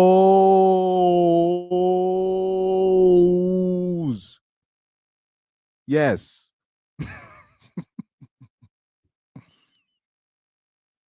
That's for the bitch that made the video on me. Talking about, I said beautiful woman can't be journalist. No, I just said Kayla Nicole's a hoe. And women like Taylor Rooks, Joy Taylor, Kayla Nicole, to call them journalists would be I would just be lying to you. I would just be lying to you if I want to tell you these are journalists. I didn't say beautiful women can't be journalists. I said these are hoes. I said them are hoes. I didn't say beautiful women can't be journalists. I never said that. But this is the mentality of the average bitch. Sorry, I had it. That was really for her, the woman that made that video on me. Talk about she want to come on my channel and debate what? Bitch, if you over 30 and you still talk like a middle schooler, why am I even gonna put you on my platform? That's why, like these MGTOW channels, they got, the MGTOW, these people. This is why these people got targeted, because they're like, well, we don't really have to evolve our life around the 304 or a woman. We could just do our own thing. But the problem is when men go MGTOW, they're taking their resources, with them, their money with them, the attention. Forget the top, just the attention from them. And that's what they're so scared of. All these MGTOW creators, I would be seeing getting demonetized all the time. I used to be like, why these people get demonetized? There's a lot of, economic, consequences from men doing their own thing. Enoch said Puniti. Shout out to Enoch coming through, man. Shout out to the war band in the chat. Enoch says they are journalists in a sense. They extract their information, if you catch my drift. And I'll say this, there are certain journalists, female journalists, they've had to sleep with certain people to get the information, and that information has saved lives. I can't even deny that. So I'm not like on some, oh, you have to do it this way. I'm just saying, when it comes to people like Joy Taylor, Taylor Rooks, Kayla Nicole, these are hoes. Like, I know some talented female journalists, and they still gotta probably sleep with certain people to get what they need to get. There are female spies that have to sleep with certain people of the enemy to get to get intel, right?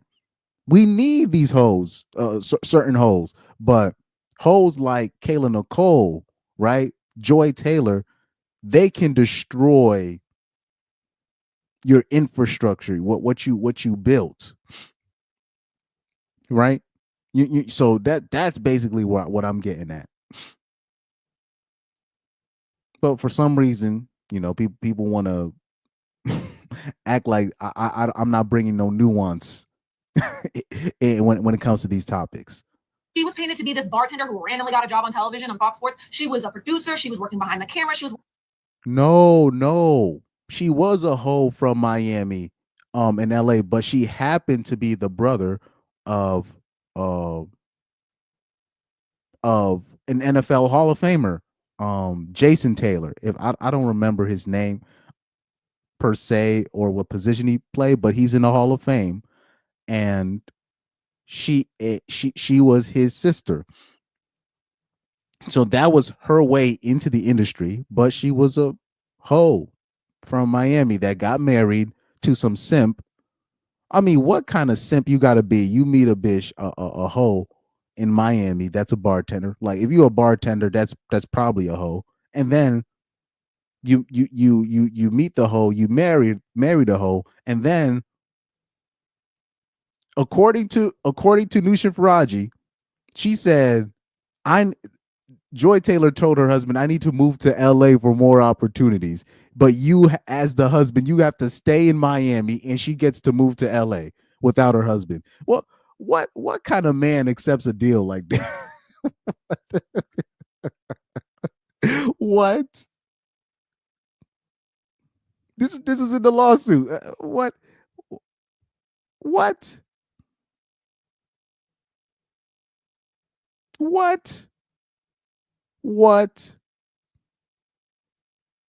Man, listen. Watch this right here. Watch this. Section B.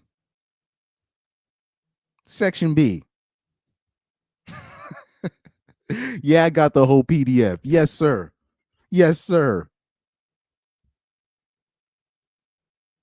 Recently moved from Miami to Los Angeles for the opportunity of airtime at Fox. At the time, Miss Taylor did not have a regular position, but would fill in on a day-by-day basis. Miss Taylor told Miss Faraji that she has recently wed, but her husband remained in Miami and that she was lonely in Los Angeles. Y'all think I'm making this up? What?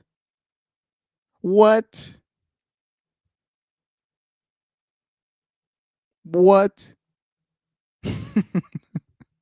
working her way up. And as a woman who works in sports, when you're working your way up, you're not making any money going the traditional route. And Jalen Rose's daughter, you're at the position you're at, and you're probably going to get a certain position because you're Jalen Rose's daughter. That's just life. And that's not necessarily a bad thing. It's just that's just life. So people Jalen Rose's daughter, I don't know what your name is, but people are going to go at you not because that you're a woman, but because you're the daughter of Jalen Rose. So they're just going to think that because you're plugged in via your family that you got things handed to you. That's just life, you know. Don't put that on. Oh, I'm a woman and I'm struggling. No. They're not getting at you because you abroad. Stop. Which is why I'm making TikToks and not sitting at somebody's news station. Can we not agree, though, that if the accusations are true, that it does more work to hamper a women's movement or what was being fought for? When you talk about women's rights or being valued on the strength of your talents, that again, if true, she utilized her assets to get to positions that would have normally not been attainable. You're not making any money. So right here, see this right here. Enoch said, I used to respect journalists. They used to go live in battlefront to get you the news. They used to challenge world leaders without fear. Now we only got sleuths that sleep to get a story about you know what. Right? But that's what journalism is now, just full of clout chasers. Man, really, when male or female, you ain't having people that's really looking for a real story. You're not, isn't it? You're not. He said only a cuck would accept that deal. Yeah, like literally, he had to be like the simpiest of simps. But when he had the dinner in the lawsuit, when he had the dinner with Joy Taylor, Charlie Dixon, and Charlie Dixon's wife, that's how he found out that Joy Taylor was his wife was cheating on him, and that's when he filed for divorce. Right? So they said Garrett Greer says Jason Taylor was a linebacker. Okay, yeah. / defensive end. Oh yeah, man. Hey, man. Like that information, coming a hole from Miami. She convinces her husband she needs more opportunities in LA, but he needs to stay in Miami while she's in LA. That is the funniest thing.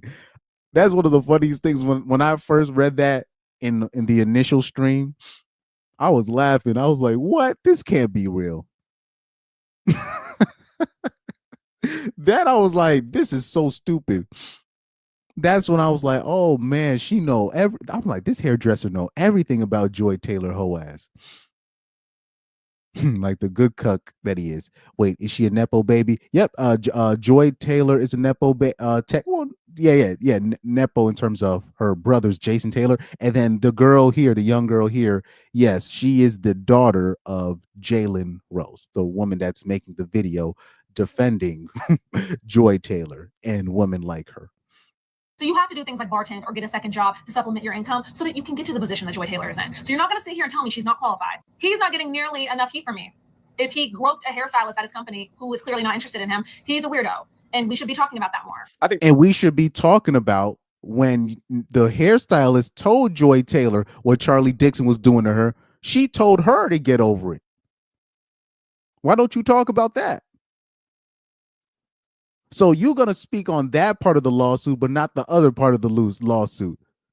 I see what we're doing here. I see what we're doing, Miss Feminist. I think this would be a valid point. If he was as recognizable as Joy Taylor is the famous one. He's the guy behind scenes. So again, my dear, it's not because of misogyny that his face is not being plastered or utilized as much as hers. Again, according to the court case, there's been misdeeds on both the male as well as the female side. Everybody deserves their day in court. And one thing I know is for sure is that if it was flipped, if Joy and I can tell even mediocre tutorials, I don't think most people read the full lawsuit.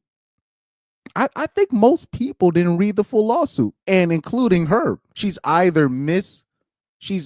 intentionally leaving that part out, or she didn't read the whole lawsuit herself. Because for her to mention that part, but not mention the part literally in that section that I just showed you in the paperwork, in the same lawsuit that she's taking that part, that same section is showed that she told Joy Taylor what happened to her.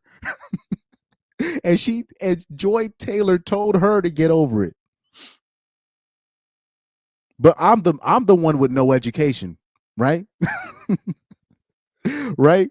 But she leaving that part out. Either she didn't read the whole lawsuit, which I think a lot of people, they don't really be reading the paperwork. They just read what they want to see. And they just leave everything out. They hear what they want to hear, and they'll leave everything out.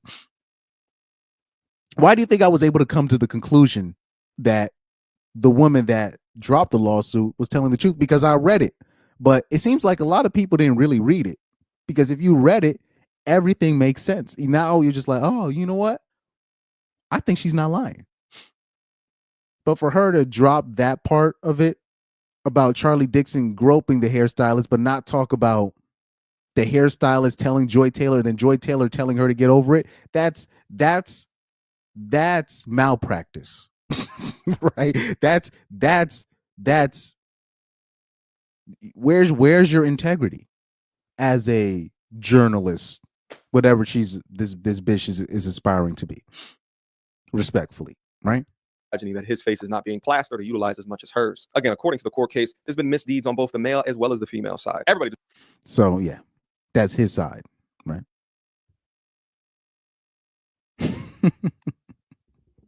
Yeah, it seems like a lot of people didn't really read the paperwork. But like I said, at the end of the day, when I came on the internet as a young kid, I would always read the full article. I would always read the full context, because I grew up with the athletes that I supported growing up used to get really tore up by the media. So I always knew to always let me get the full context before I dive in on anything. But most, like I said, most people are normies and they don't want to do the research. They don't want to do the actual time to dive in. You see.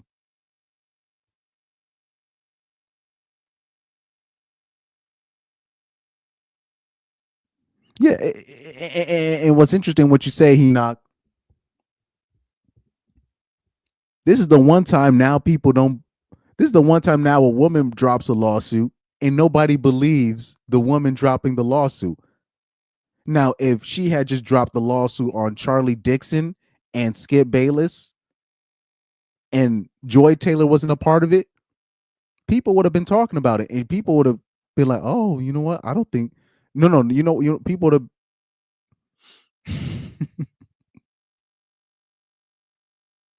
it's just,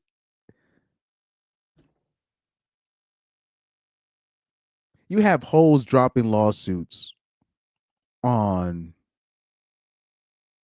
athletes, right?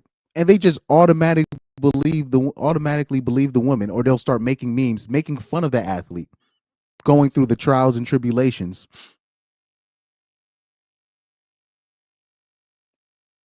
Now, when she drops the lawsuit, and because Joy Taylor was involved, now people got their doubts.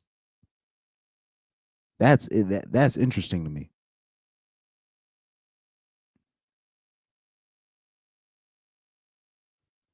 No, I know what you're trying. No, Enoch, I know what you're trying to say. I know what you're trying to say. I know what you're trying to say.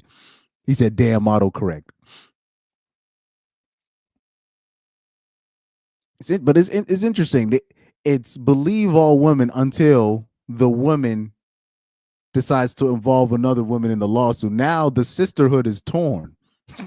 They don't know which side to take. So what you gonna say? So if you gonna, well, you gonna say the woman is a liar here? You gonna say the woman is a liar here? Oh, I don't want to talk, but we got to wait until the facts. No. So what, you calling the hairdresser your fellow sister, the underling, the one with no power, the one that I thought you were trying to protect? You gonna say she's a liar? No, I'm playing. Yo, it's interesting how that works, man. It's interesting, man. It's very, very, very, very, very interesting.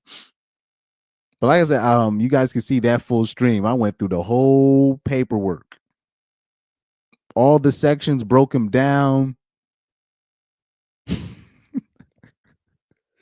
And, yo, that's wild work, man. That's wild work. Miss Taylor told that bitch get over it. That's crazy work. That's crazy work.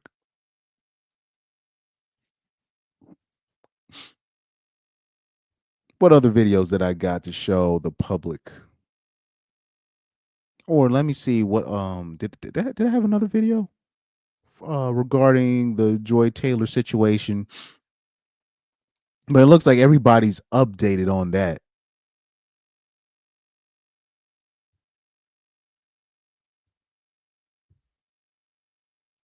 Somebody said Jalen Rose's daughter is not qualified to speak. By facts. Exactly. She said that young lady says she's not going to talk about anyone without having proof right after she talks about men who likely have done something without having proof. This is the average mentality of the feminist. Oh, that's what I forgot to show y'all. This is what I forgot to show y'all. So remember 2 lives ago, I think it was 2 lives ago, I covered the lady that made the hit piece on me, but without mentioning my name, right? So right here, let me see if I can bring the video. So she responded to my wife, she responded to my reaction to it, right? And like I said, don't spam her pages, because she has 2 pages. She has her personal page, and then she has her Politica page where she does her actual contents. But don't spam her page, because then she's gonna start reporting my channel, and you know black women are very sensitive about these things, right? So right here, she responds. She said, "Hun, stop it. I sent you the video. Please make sure you make that known. You would have never known anything about this video if I didn't send it to you. I gave you your props. Yes, this is all helpful. Look at it the right way. This video, don't make it look like someone is sneak talking you. You're a man. It's all in good fun, and I'm always respectful, but decent video." Now, the first part of her paragraph, she said, "Stop it. I sent you the video. Please make sure you make that known." That's why I made the damn stream in the first place. The fuck? That's why I made the video in the first place. I even showed you in my live stream where you sent me the link to your channel. But like I said, women like this, they're either being disingenuous or she's just mentally, she just doesn't have it upstairs. And I just think that she's just being disingenuous, because women like that, they're just trying to play middle school games, right? And then this is the part that I'm talking about. She goes and adds Pyro because I told Pyro, yo, look, go on my page. Look how she responded, right? Pyro laughs at her and she feels the type of way. I say there's no hope for her. And this is how she responds. She responds to Pyro. She responds to Pyro like this is a random nigga that don't know me. She goes, he's scared. She's talking to Pyro right here. Talking about me now. She's saying he's scared to debate a woman. I knew he ducked the smoke. He doesn't want to be embarrassed on his own platform. I get it. I'm glad someone else saw this. Since you're ducking conversation from a beautiful woman, I wouldn't expect anything else. In the meantime, try dating men, but you probably already are. Child, take care. You see, this is the typical stuff that you're going to hear from abroad that you're arguing with. You're scared to debate a smart what's it oh, she didn't even say smart. She said beautiful. So I said that wrong. She said you're ducking conversation from a beautiful woman. Bruh, I don't even know who you look like, but I don't care to. And judging by the picture, I'm not saying you're ugly, but you look like you're in your late 30s, in your 40s. I'm not saying you ugly. I'm just saying you kind of, you know what I mean. I'm 26. I know I look older, but I'm 26 years old. I'm not looking for, you know, a woman that old. Respectfully, right? Yeah. But the way she like tags Pyro, like I don't know Pyro. I'm like I I don't even know how she don't even put two and two together that I told Pyro to come to the comment section to check out this crazy bitch. Right? But like I say, women like that, they're just not they're just not smart. And then of course the gay shaming that oh, by the way, speaking of which, last night, let me go off topic. If you guys didn't catch AJ's live stream, I remember I told a story of me having an opportunity to play for with a keyboard player that plays for a prominent um rainbow community performer. I'm not going to say his name. He's actually quite well known, right? But I had an opportunity to play keyboard with him because he obviously plays with other bands too, but he primarily plays with that guy. But I felt uncomfortable with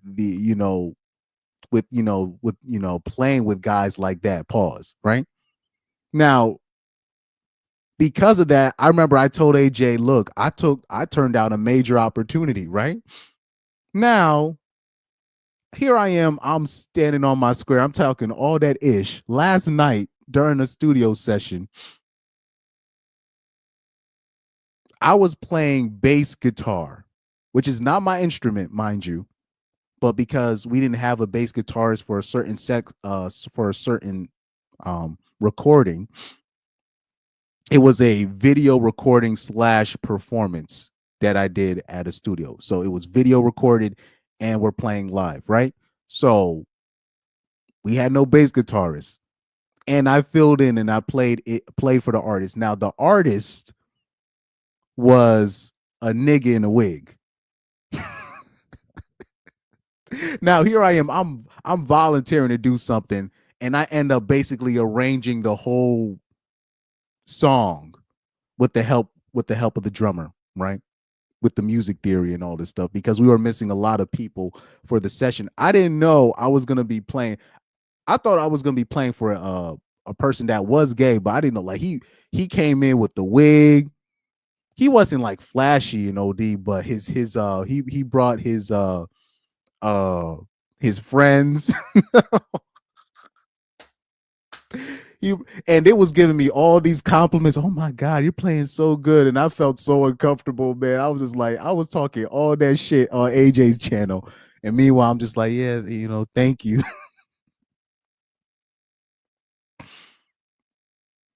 Because I had to play a bass guitar part that I didn't even really I only studied for my keyboard part, but because we didn't have a bass guitarist, we did have another keyboard player that was already there for another artist. I had to have her play my part so I can play the bass guitar. The drummer had to help out the guitarist because the guitarist didn't know the chords, so he had to teach this guitarist the chords on the spot. It was a mess at first, but it turned into a beautiful music recording. But that shit, I'm not even gonna lie, I thought I was gonna be feeling so uncomfortable because I don't hang out with those kind of people. But it was fine. And it was, to be honest, it was actually cool because I didn't have to refer to him as a her. He still wanted to be referred as his male name. He still wanted to be referred as a he. So it made everybody relax. It made everybody else more comfortable. And he wasn't dancing. He was just singing. He was just singing his part. And it's a nice song too. But I didn't know he was going to come in with a wig and he was, dressed up in makeup. He brought his Fruity Pebble friends. That was an interesting situation last night. That was very interesting situation. But I'm proud of myself because usually I wouldn't even put myself in that predicament. I didn't know I was going to be playing in a studio session for somebody like that. Hopefully there's nobody that I know personally that is watching my live stream because they know exactly what I'm talking about. And it's no diss to that the male performer that performed last night at the studio. He said Chris is afraid of women. Oh yeah, by the way, I'm not debating women on my platform. That's not going to happen. That is not going to happen. Please. Oh man. Yeah, she really tagged Pyro. Like she go, I'm like, this bitch don't understand what context clues are. This is not no random ninja. But like I said, like women like this, maybe she really thinks she's that smart. I don't know. Maybe I don't know. Maybe she really thinks she's that smart. I don't know. That I'm just sitting there like, bruh, are you kidding me? Yeah, the gay insult.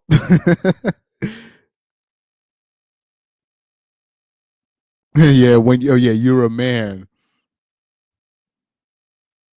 Hold on, let me bring up her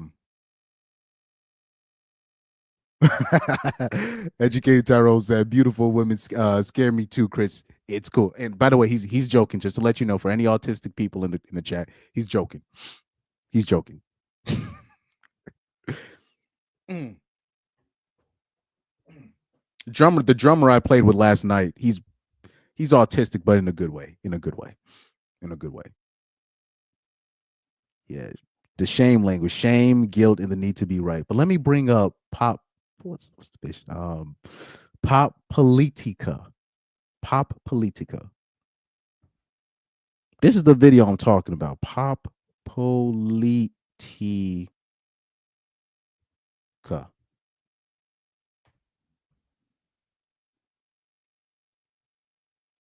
Let me see if I can bring up her channel. Yeah, this is the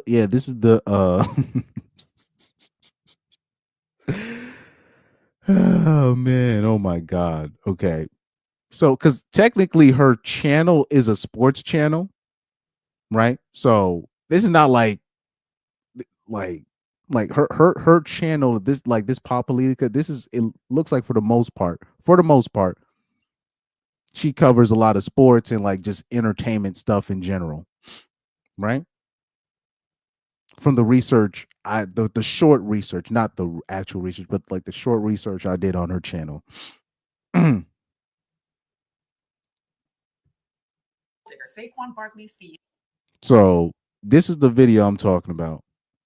I don't know how she can take that video that I made featuring Kayla Nicole and just turn it into, can beautiful women be legit? I'm like, I'm still confused. I'm like, and like I said, any bitch, right, or person that's not really listening to my videos and they're misconstruing my stuff, I always say the joke, you need to put on your listening glasses on. Right? That's the thing that I usually say now. I just say y'all hoes need to put your listening glasses on. Whatever you need to do to listen, please listen. I don't know how you can take the video that I made, the Kayla Nicole video where Kayla Nicole was celebrating with the Philadelphia Eagles, when I said she's not a real journalist. I don't know how you can take that and flip it and say that I said that beautiful women can't be journalists. I don't know the mental gymnastics you had to do to come up with that. Fathom. But like I said, women like that, how am I supposed to debate with somebody like that? How? Like, you're probably gonna say, like, if you mention one fact in the debate with her, she's gonna start talking about what is the relationship like with your mother? Is your what's the relationship like? Is your father? Is your father there? What was your relationship like with your father? Do you have a therapist? That's what the debate is gonna turn into. I don't have time for that shit. Like this is the average response. when you start speaking the truth, or you just mention like one fact, you'll probably I would probably bring up a fact like, say, because all you got to do is just stick with the facts, and they're not going to stay on topic. That's what happens. Like, or if anybody that's been in an argument with your girl, it ends up going left because she's going to bring up something that has nothing to do with the discussion, and it's just going to go left. The deflection tactics, all the techniques. This is what they live for, to troll you, really. But that's why I'm like, why would I have a woman on my platform, or to debate a woman like this? Because all I got to do is show her audience, just watch my video. She didn't put the link to my video for a reason, because if you watched my video, I didn't say that. That's all I would have to do. I'll just be like, watch my video again. Take 10 to 15 minutes out your time, watch my video again. Or I can send you the exact time location where I say Kayla Nicole and women like her are not real journalists. Now you can say that's misogynistic. Fine. But to say that I said beautiful women can't be journalists because I'm jealous of these what? No, that's not what I said. I said women like Taylor Rooks and Kayla Nicole, to call them journalists, they're not. They're not. I know, because I know what Kayla, like, obviously we know Kayla Nicole, she is what she is. Plaything at best, right? Now, Taylor Rooks, she's got the looks going for her. She got all the athletes' numbers. Now, we already know what Taylor Rooks is trying to do. She's trying to catch an athlete, which I have no problem with, mind you.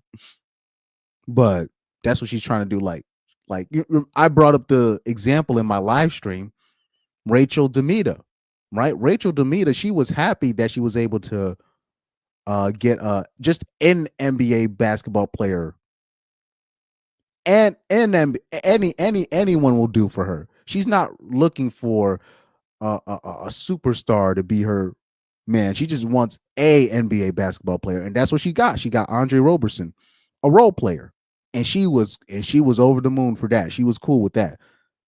Taylor Rooks, she wants a star, like she wants a superstar. That's what she's aiming for, and that might end up backfiring on her, unfortunately, because by the time that she realizes, oh, I think I should settle, quote unquote, let me look for a role player instead of a superstar. And then even the role players are going to be having her tossed up in the game. The practice squad players are going to have her tossed up in the game. And then that's when she's going to start hating men. That's basically Taylor Rooks' path. That's what's going to happen to her. It's obvious what's going to happen to Taylor Rooks.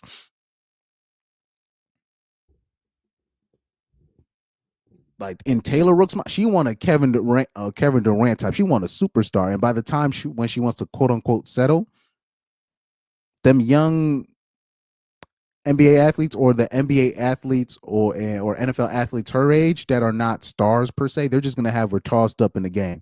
They're not gonna take her seriously. And that's when her slow descent into her hatred for men, the same like Taylor Rooks doesn't have a hatred for men now. Right? That's why I've been giving her a pass for a while, but it's gonna slowly descend into that. Trust me. If she don't get wiped up by one of these ninjas, superstar ninjas, that like quirkiness or happiness, that's gonna turn into bitterness real quick. It's gonna be a very harsh descent into reality. She's gonna have like a Joy Taylor type hatred for men. That's my prediction for Taylor Rooks. Respectfully. Respectfully, of course. And I'll say this, in Kayla Nicole's case, right? Where Kayla Nicole at? Where's this hoe? Because she was the one doing the interview with Taylor Rooks. Yeah, with Kayla Nicole. She could have gotten married to Travis Kelce if she kept her mouth closed, but you know, you know how BWs, they can't help themselves. They always say the difference between black women and white women, the only difference is tact. Black women have no tact. That's it. That's the only difference. So Educated Tyrone said, did you hear that Taylor Rooks was dating Kevin Durant? I'm not sure if it's true. I didn't research. Well, it doesn't, like, if Taylor Rooks getting tossed up by like the top athletes, that wouldn't surprise me. But she wants a ring. She's trying to get a ring from one of these guys. She doesn't want to be just tossed up in the game. She's, of course, enjoying that, right? But she wants more than that. She wants to be able to say, yo, I got one of these guys to put a ring on my finger. That's what she wants.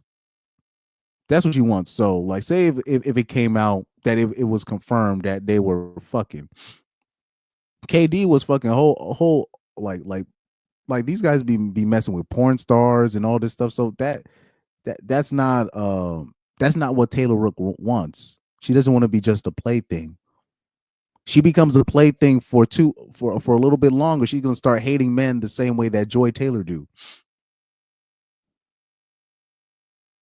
Fruity Prebble friends. Yeah, that it was an interesting studio session. Interesting. It was an interesting studio session to say the least last night.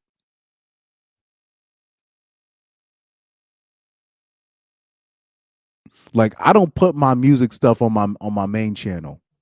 Not anymore. Like no. They're gonna like I found out the other day, like I didn't know there was like people in those sessions that I be in really like what I do. I didn't really realize the influence that I had. So I'm not trying to mess that up. They find this out, which they probably are. They're gonna find first of all, because they know my cousin. They know my cousin. So if they start looking at my cousin's channel and they look at the material, they're gonna be like, Chris, I didn't know you acted this way. Who are you?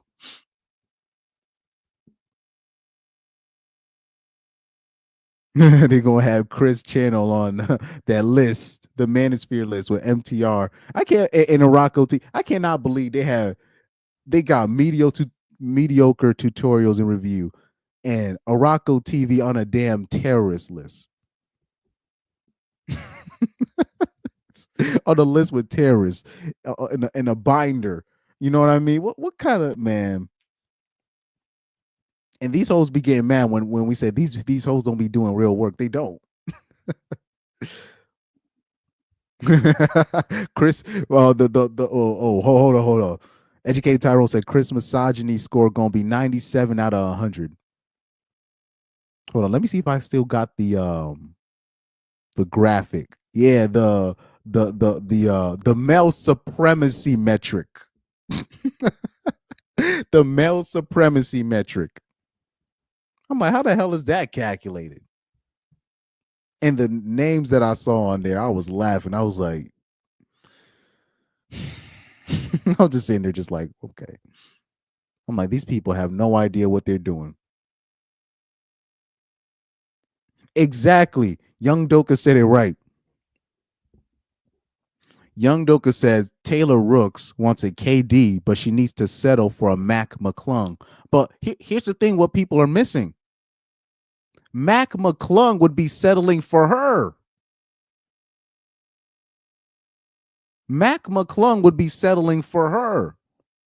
But in her mind, she would be settling for a guy like that. And once a guy that she thinks she settled for starts tossing her up in the game, just treating her like a plaything, that's when that misandry starts coming out of her, right?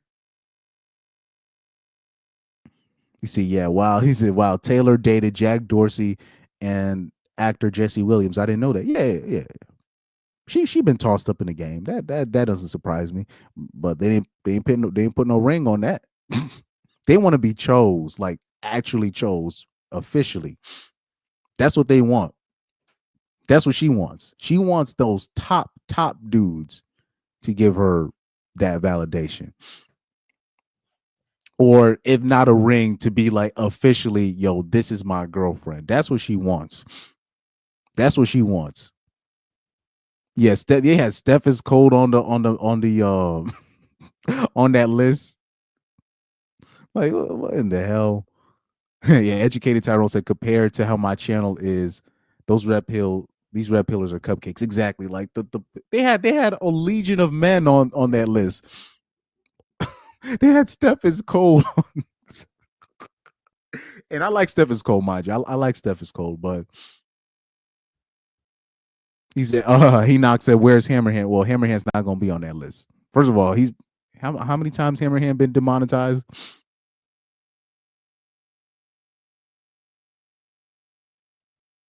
Educated Tyrone says some of that list are damn near purple pillars. There's at least 3 or 4 of those channels are not even, I wouldn't even say they're purple pillars. I wouldn't even say that. Like mediocre tutorials and reviews is not even, it's not even an RP channel. But basically any channel where it calls out hoes for doing hoe shit, you're considered a male supremacist. a male supremacist. What the, you know?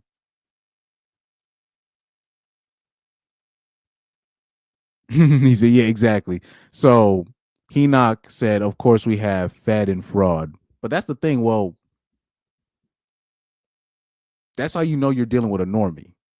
Because as soon as they start talking about, you hear a conservative talk about, the damage that these red pill channels are causing. I'm like, okay, when you say red pill, can you give me an example? And if they mention Andrew Tate, if they mention Fresh and Fit, like you said, Fed and fraud. That's a brilliant nickname. When he's saying Fed and fraud, he's referring to Myron Gaines. He was literally a federal agent. And fraud meaning my twin, Fresh. But it just the dictions it's fraud, fresh, fraud. It's the perfect nickname. Yeah, Fresh. He's not even like Fresh is first. Fresh is not even RP. He's just there for the bitches. He's just there for the bitches. He's not even RP. And Myron, respectfully, and I'll say this: I'll be giving Fresh and Fit passes. The reason why I be giving Fresh and Fit a pass a lot of times, even though they're scammers, they're definitely scammers, and I don't really like them per se. The reason why I be giving them more passes than like a whatever podcast is because Myron's from Connecticut, I'm from Connecticut, and Fresh is literally my doppelganger, so I can't OD going on him. So you'll probably see me go more in on Myron a little bit more than Fresh. Respectfully, I'm not saying Fresh is like chop stew, but he's just there for the bit. He's just there for the bitches. He's just there for the bitches. Using the clout that he's getting from that channel, so he can meet with rappers, so he can meet with all types of, so he can gain clout, and it'll help him in the buying bitches department. You know what I mean?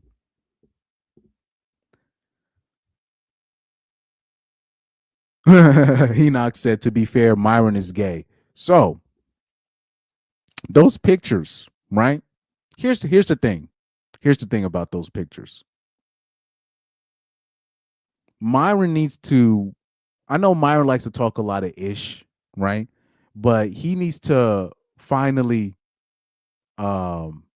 be honest about the rituals that those white dudes had him do. Because when I was in high school, I went to a predominantly white high school, right? They got away with a lot of stuff in general because they were the majority, right? And they would do certain things to people of color. Now, the hard line I always drew, no gay shit. Anytime they started doing that, I'm out. I'm not doing no rituals. I'm not doing none of that stuff.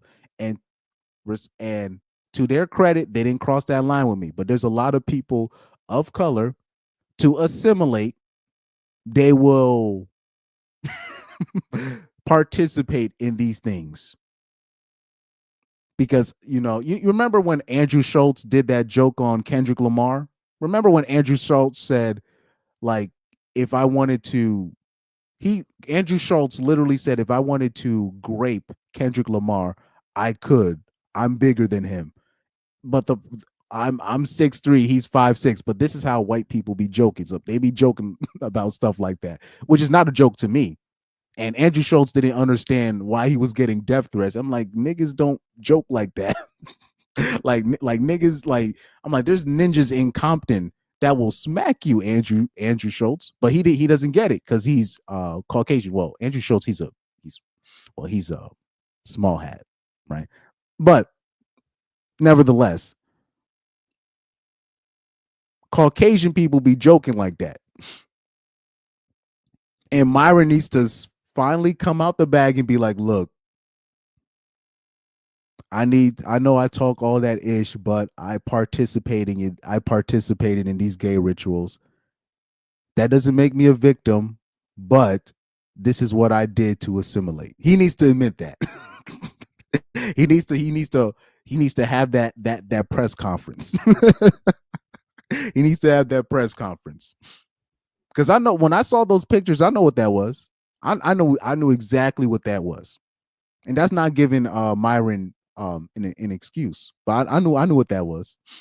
He just didn't say he was not man enough to say no. Because when I was in high school, I drew a hard line on that shit. No gay shit. No gay shit.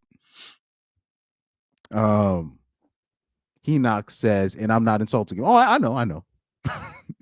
I know, but them pictures look sus as hell. But I knew exactly what that picture was. People forget what hazing looks like. You know what I mean? People forget what them dudes in the 2000s, even in the late 2000s, what dudes used to be doing. These rituals that they be having, these people in these fraternities, these clubs, these sororities, they be having them do gay shit, dog.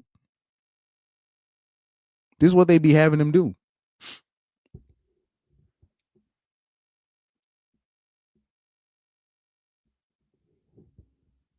But anyway, back to, if you hear any of these conservatives talk about the red pill and they start mentioning these Fresh and Fit, the whatever podcast, Andrew Tate, et cetera, they have no idea what the red pill is. they have such a very limited view. And like I said, the conservatives, they're not really ready for what it really is. I always like to reference, look what happened when Hafiz had a debate with Coach Greg Adams, a former MGTOW content creator. People might have forgot, but Coach Greg Adams used to do MGTOW content, MGTOW related content. That's how I started seeing him. Pause. And he destroyed Hafiz in that debate, the conservative guy, the conservative Christian guy. Hafiz ended up running away from YouTube and then ended up coming back. But he got destroyed.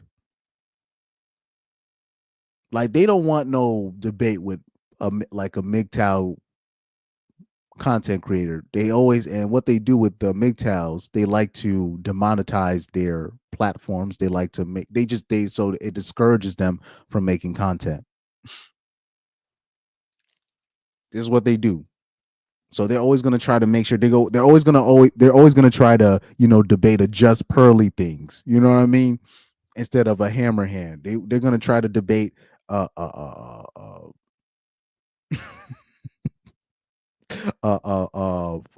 Fresh and Fit, these people. Because a lot of the stuff, they just say whatever's going to gain, like guys like the whatever podcast, the Fresh and Fit, specifically Myron Gaines, they're just gonna say whatever they know, whatever they know is gonna get the biggest reaction from the normies. But I'll say this, I do fear the day that the people that I do music with, especially nowadays, if they hopefully they don't take my channel, if they find out, hopefully they don't take it personal. Hopefully they don't take it personal. They're like, man, I can't fuck with you no more, Chris. Yo, Chris, like, cause anytime, cause even in that circle, there's already one dude that saw my old videos with my cousin. They're like, damn, Chris, I didn't know you was talking like this. Like, so this is the danger of, first of all, this is the danger of putting your face out there. That's like, I already made that. That's a huge mistake. Anybody that's in the chat right now, don't put your face out there. Oh, well, Educated Tyrone, you already failed that. Educated Tyrone already failed that. But anybody that's going to do a channel, if you're going to start doing specifically this type of content, do not put your face. Do not put your face there. Do not, like, my face, like, oh, so Enoch, you got to see my older videos. I already have, my face is already out there. And when I do shorts, I put my face in there. So you know what I mean? Like, because when I started doing this content, it was just therapy for me. It was just therapy. It was my own therapy. Because this is what, Corey Holcomb said when he does his 5150 show, it's just therapy. It's therapy for himself. And the more I do feel a sense of relief when I talk about these things. And it's like when I'm fresh out off of talking with you guys, especially when I'm talking with you guys, or if I'm making content consistently, I feel like I make less mistakes in the normie world. But when I'm slacking, that's when I start effing up. You know what I mean? Oh, you didn't know? Oh yeah, you could check my old videos. Check my old videos on my YouTube channel, right? If you look at my face is already out there, bro. And oh yeah, when you see my face, you're gonna see why I say that Fresh is my doppelganger. He's literally like my long lost brother. Hold on, what's my YouTube?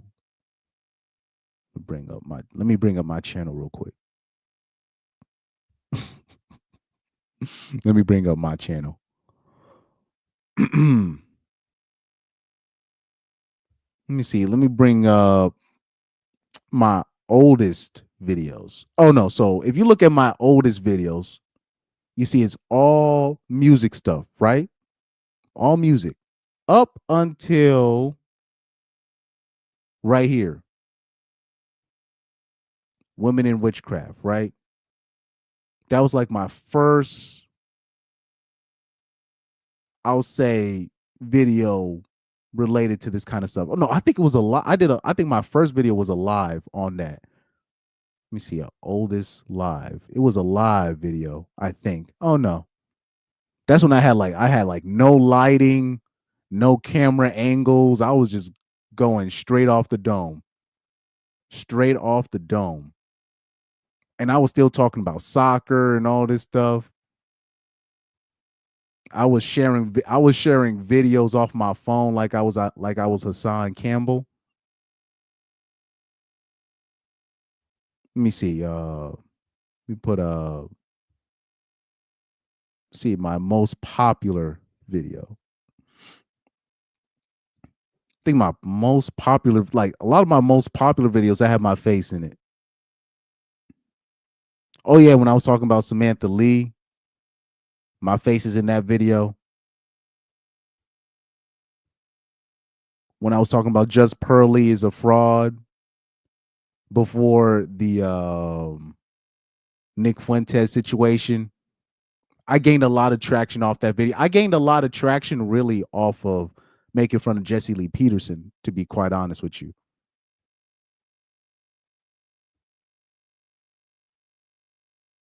Yeah, it got my full. Yeah, so right here, this video right here, Sierra wants out. So this video right here, that got me in a lot of trouble. So that's when this video right here got me in a lot of trouble. That's when I remember I was practicing with one of my bands, and that's when one of the singers I was working with, he's like, "Oh yeah, I saw that video you did with about Sierra." I was like, "Oh shit." That's exactly what I said. Oh yeah, this is one of the bigger ones I did. All Instagram models are prostitutes. This is why people don't understand. Like, you'll have these NBA athletes, they'll skeet in these people.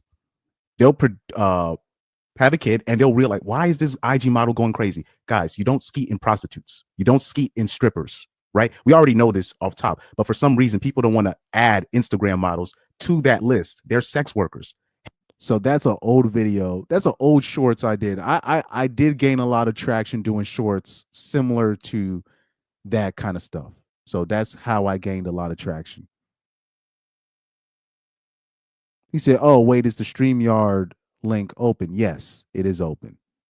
The StreamYard link should still be pinned, but let me it should be pinned. It should still be pinned. He said, "Nah, with all due respect, you do look like that pug." Yeah, exactly. That's like I said, I look exactly like him. That's why I be giving him a pass. And then I give Myron a pass because he comes from Connecticut. I'll say, like, what's one of my favorite shorts that I did? Let me see.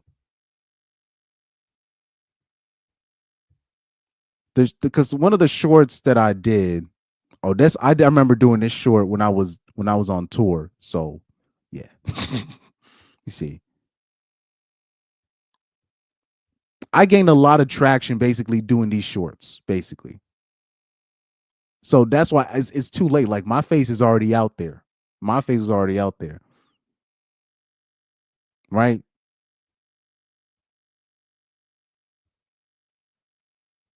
Yeah, my face is already out there. Let me see. Dark Truth. Oh yeah, I got in trouble with this one right here. Instagram is just Backpage for celebrities. Let me repeat that one more time. Instagram is just it's a high-end version of Backpage for celebrities and entertainment. Instagram is just Backpage. Yeah, so yeah, that got me in trouble. That got me in trouble.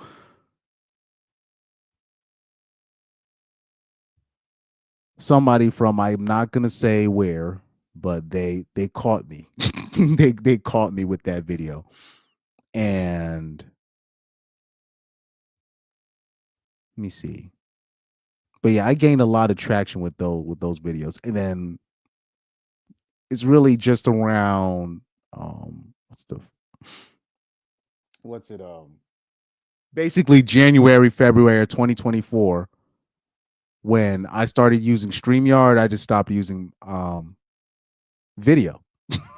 I just stopped using video, basically.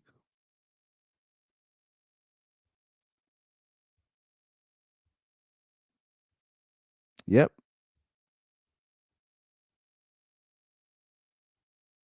Oh man, I'll say this. I miss doing live streams like this. Let's take, like, I used to do these live streams where I would like study like the certain Instagram models, and I would actually use, in those old lives, you can ask Pyro, you can ask Lorette Hamilton, right? These two specific people, right? Lorette Hamilton, that's a woman, by the way, right? I used to do these like Instagram lives where I would show you Instagram models that I knew personally. Like Instagram models that I knew. Instagram models that Instagram models that my cousin knew. No, he did have a couple that he knew, and I would use them as a case study. Oh shoot, let me add Henoch to the stage real quick. Let me see. Henoch should be on, but I don't think I have him. Hold up, I don't have his set up right. Hey man, how's it going, man? Can you turn up your mic a little bit?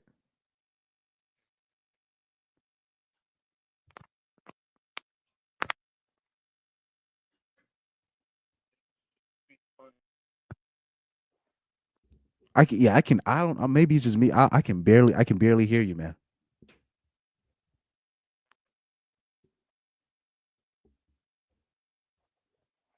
Let me see. You might have to. I don't know if you have to. Maybe you might have to do it without a mic, or if. But yeah, you might. Yeah, whatever input you have, you might have to change it because I can't. I can barely hear you.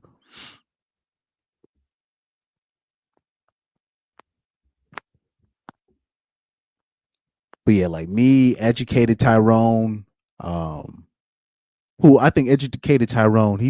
I don't think has he been on Undead Chronics channel? I don't know. AJ's been on Undead's channel. Yeah, but like a lot of like AJ smart. He didn't put his face on his because he like you know what I mean. And the stuff that I'm doing now, I've already effed up. So I already put my face there. So I already effed up. I already effed up with the with that situation. But yeah, Henoch's just gonna fix his mic real quick before he gets back on his situation. But yeah, guys, if you're gonna do this stuff, don't put your face on it. Don't do it. This dude that I'm not even gonna say. There's just certain people that have recognized me that I worked with. I'm like, oh hell no. And it already has costed me a couple of opportunities. So you have to be very mindful. You have to be very careful. And like I said, let me show you my cousin's channel. If I can. Let's see. 509.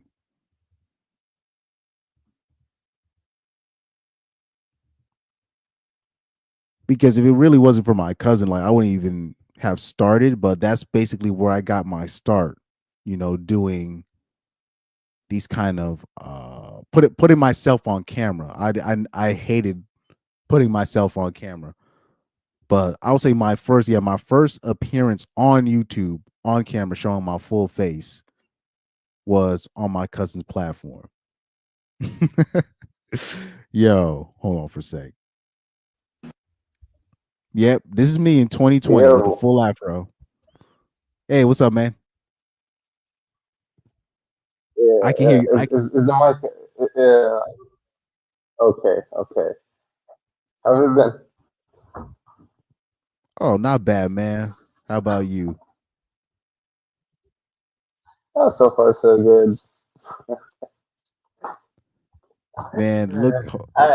It's my bad. Continue. I cut you off. Oh no, you're good. You continue because I was gonna say something about the mic, but I'm hearing you. I'm hearing you clearer now, so you're good. Yeah, no. I was, no, I was like, we were talking about Fresh and Fit, and the reason these guys, if it was me, I wouldn't be giving them any, I wouldn't be giving them any kind of excuses because these guys are the biggest grifters you'll ever see, especially Myron. Yeah, of course. Like I said, you guys are you're not wrong. You're like me. I just always say I give them a pass only just off of geolocation, right? So if Myron was like if Myron came from Massachusetts, I would be like whatever. If Fresh was like a little bit light skinned, if he was like brown skin, if he wasn't even my complexion, I'll be like, yeah, I can't give you no excuses. Every excuse that I give him, it doesn't even have anything to do with their content because they're grifters, they're scammers. You know what I mean? But Myron, Yeah, I kind but of, but with Myron, since I know what specific, I know what specific city he's from, right? So I know where his attitude, his type of jokes, his type of the way he says things. I know where he's coming from, right? But he's still a grifter. That still doesn't change anything, right? yeah, I mean the fact that the funny thing is that I remember back in 2018 or 19, they were talking mad shit about Kevin Samuels. Don't get me wrong. Kevin Samuels had decent points, but I still see him like someone who is a grifter as well because of the things that, for example, that he would be holding single moms or the ratchet ladies accountable. But the moment that he had someone famous like Nicki Minaj come in, he completely cut down. And the funny thing is that they used to be tight back in the day. The moment that he got into the mainstream, that they started dissing him, disrespecting him, and whatnot. And the problem is that he actually gave them what do you call it? What was it? He actually joined the streams. He helped them blow out, and then you have them actually starting the gifting game, where they're calling all red pillars, mixed out content creators as uh, gay ninjas. Uh, they're not like them. They're grifters, which is funny coming out from some grifters, which is wild to me. But yeah, but that's just that I saw that coming though, so it's not even and also when it comes to fresh and fit and these people, like I don't even watch their content, OD like that. You know, what's it the whatever podcast? I think I used one clip from the whatever podcast to prove a point, but those it's that format, you're at a table, two dudes, and you have all these broads from OnlyFans talking. It's not something that has ever really appealed, to me. And so we're both kind of alike, in that ilk.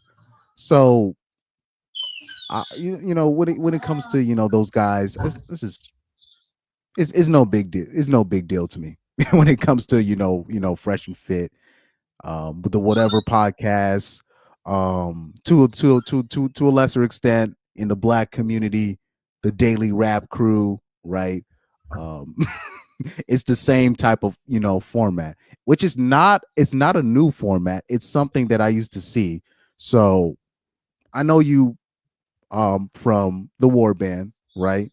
From Undead's channel, Yes, sir. Hammerhand's channel, etc., right? So I'm Yeah. gonna since you're here, I'm gonna show you my background, where I come from, right? From the place that I'm Okay. coming from. Okay. So if Okay. you follow this is the YouTube channel that I used to watch when I was in college, right?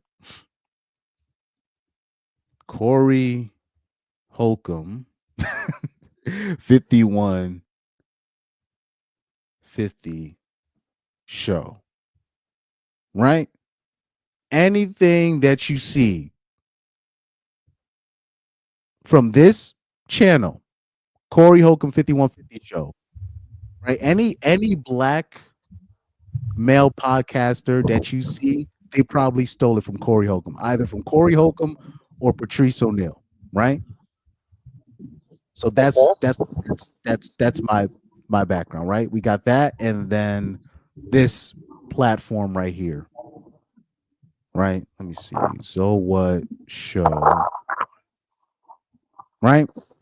So guys like what's the most like famous black conservative guy that you know off the top of your head?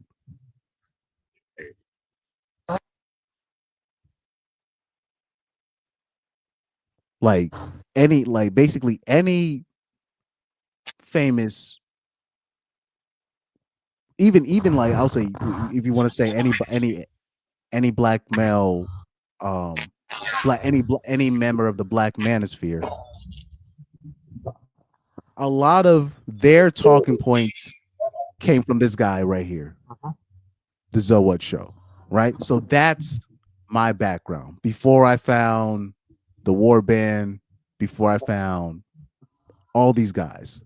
These are the people that I was watching first, right? So these are the people that kind of shape what I see. So Zowat was one of the so Zowat was one of the first people that I saw implement that format where he would have a round table. It'll be him and a guest male star, whether it be Corey Holcomb or somebody else, and he would have all these women around him, right? And he would come up with a topic and they would talk and they would just be talking about nonsense. They would be talking about nothing. And you know what people would say during that time? They'd be like, those are just women from LA. But it's the same excuses that they use for the Fresh and Fit women, the women on the whatever podcast. So that format is not a new format. This is something that I saw also, and I knew that that kind of format was going to end up blowing up because Zowat would invite Corey Holcomb on his show, and they would do these round table talks and have the bitches around them talking about nothing, and then Corey Holcomb just taking the piss out of it. You know what I mean? So that kind of format, it's not new. So that's basically that's basically my background where I'm coming from on that. But yeah, man. Oh shoot, it's sheesh. But yeah, but that's basically where I'm coming from. Interesting. I don't know that. I genuinely did not know all of this. Oh, I don't know, I think your mic is kind of, it's like you're underwater. Yeah, no. It's probably the mic. Oh, okay. I think so. So Okay. sometimes it's okay, because sometimes it's not. It's the mic. All right. But yeah, I think I covered everything for today. Do you know when's the next? Because I haven't been watching a whole bunch of, I haven't been keeping up with the streams on the, because I do have a Discord, not a personal Discord. I do follow Undead's Discord and AJ's Discord. I just haven't been keeping up with everybody's streams lately. So hopefully I can catch you on one of the Undead streams because lately I've been super busy with the music. It looks like I'm doing another tour. It looks like I'm doing another tour. So we'll see how that works out with the content and the me being able to hopefully I can get on another stream with Chronic like I did with the Dr. Cheyenne Bryant topic, so Yeah, let's hope so. To be honest, Sonic is not streaming like how he used to stream. Uh, I don't know if you've seen the latest streams, but he was talking about actually stopping streaming on under Chronic 14 and starting a new channel that's kind of PG. but he might have he might have to do that, but I did hear Chronic talking about probably limiting those streams. And then on top of that, according to Chronic, he has he has like a real job, like a real job. Like he can't be caught with this stuff at all. You know, same with AJ. He has like a real job, and so do I. But you know, I'm not afraid to. Absolutely. No. Absolutely, it's understandable. Because, look, it's good and all. We talk about the issues over here, but it should not compromise our IRL jobs and whatnot. Because you're doing YouTube, whatever, still becoming a streamer on Twitter, whatever. It's gonna be a job. Really, it's not gonna be a bread and butter. I understand that, and nobody can blame him really. At this point, it's more like as long as videos are there, as long as those people actually did almost all of these jobs. You got Connect, Hammerhand, you got Sam, and you got other content creators. It's understandable, and nobody can really be mad at them for keeping their priorities straight. That's just me saying that.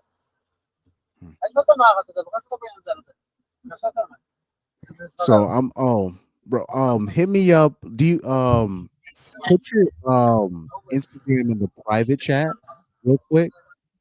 I'm sorry. Do you have an Instagram, Manny? No, I don't use the Instagram, man.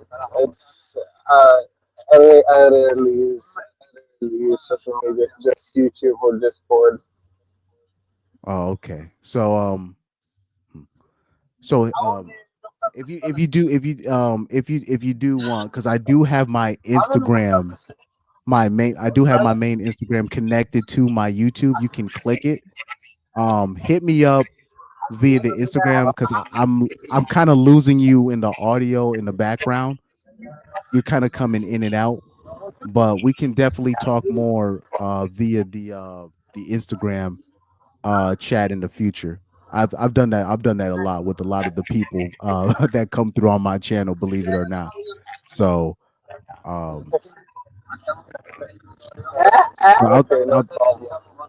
yeah, no problem.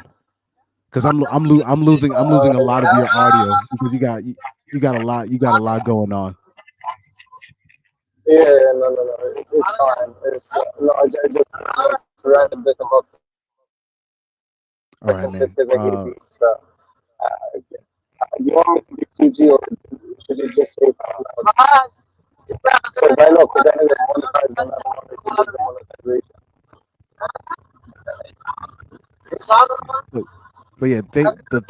Thank you for calling in for the to speak on the Fresh and Fit thing, man. Thank you, man. All right. Thank you so much. All right, man.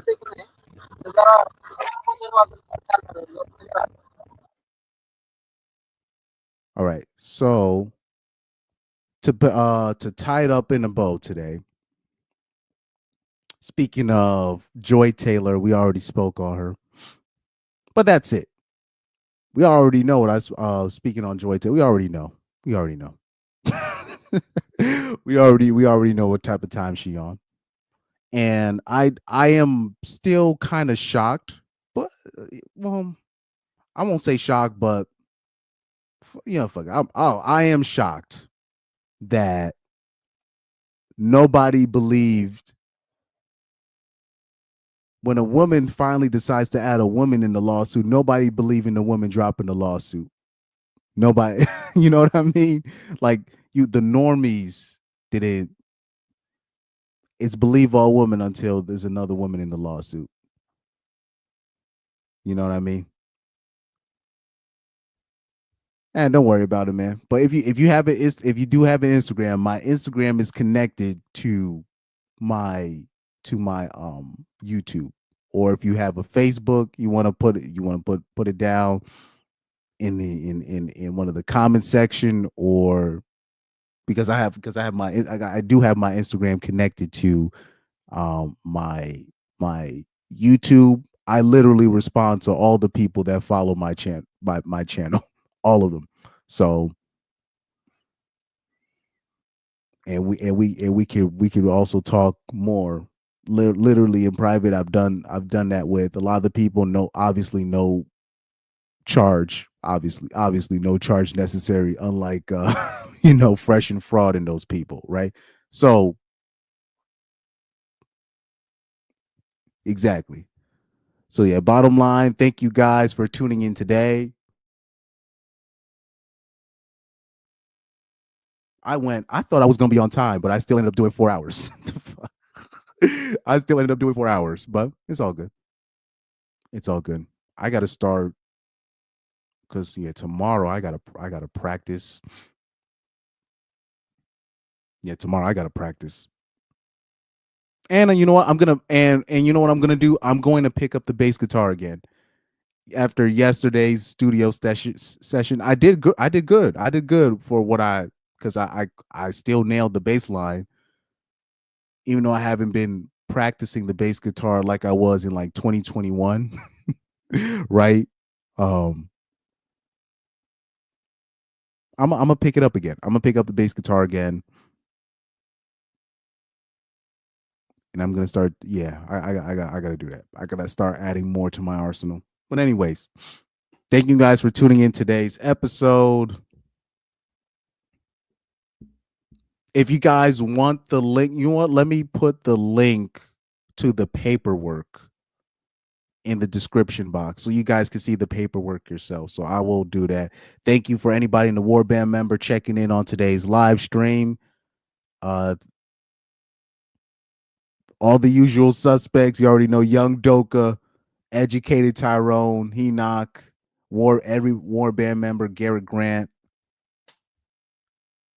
Everybody else coming through. OJ Desire, I haven't seen you in a little bit. Thank you for pulling up. Long live the king. Reaper, thank you for tuning in. Long live the king. Ainsley, my coworker, my actual friend. Like I only have I'll say this in this life that I have, I only have a few people that I'm comfortable calling a friend. Like I'm talking about very few people. Like I can count on one hand that I could, that's my friend. And Ainsley is one of those guys, right? So shout out to him checking through. Any of my family members checking in, shout out to you. That has happened. My cousin has checked in from time to time. He be watching from time to time. Shout out to anybody listening at work. Ronald Wichita, my guy, if you're listening, shout out to you. Yes, thank you for tuning in today's episode. What video outro should I leave you guys with? Probably same as last time. Now let me leave you off with no. Let me leave you off with Corey Holcomb. I'm gonna leave you off with Corey Holcomb again. So shout out to you guys, man, and peace. Exactly. I was with Floyd Mayweather. When I met him, I couldn't believe it. Floyd was like, "Hey, what's up, man? This my fiance. This my girl." They was both standing right there. That's what paper do, boy.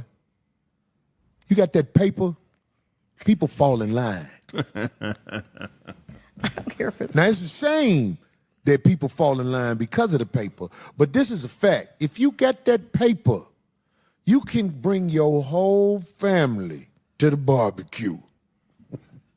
Not the family you had. I'm talking about if you got that bread, you can bring everybody to the barbecue and demand they act like they got some goddamn sense.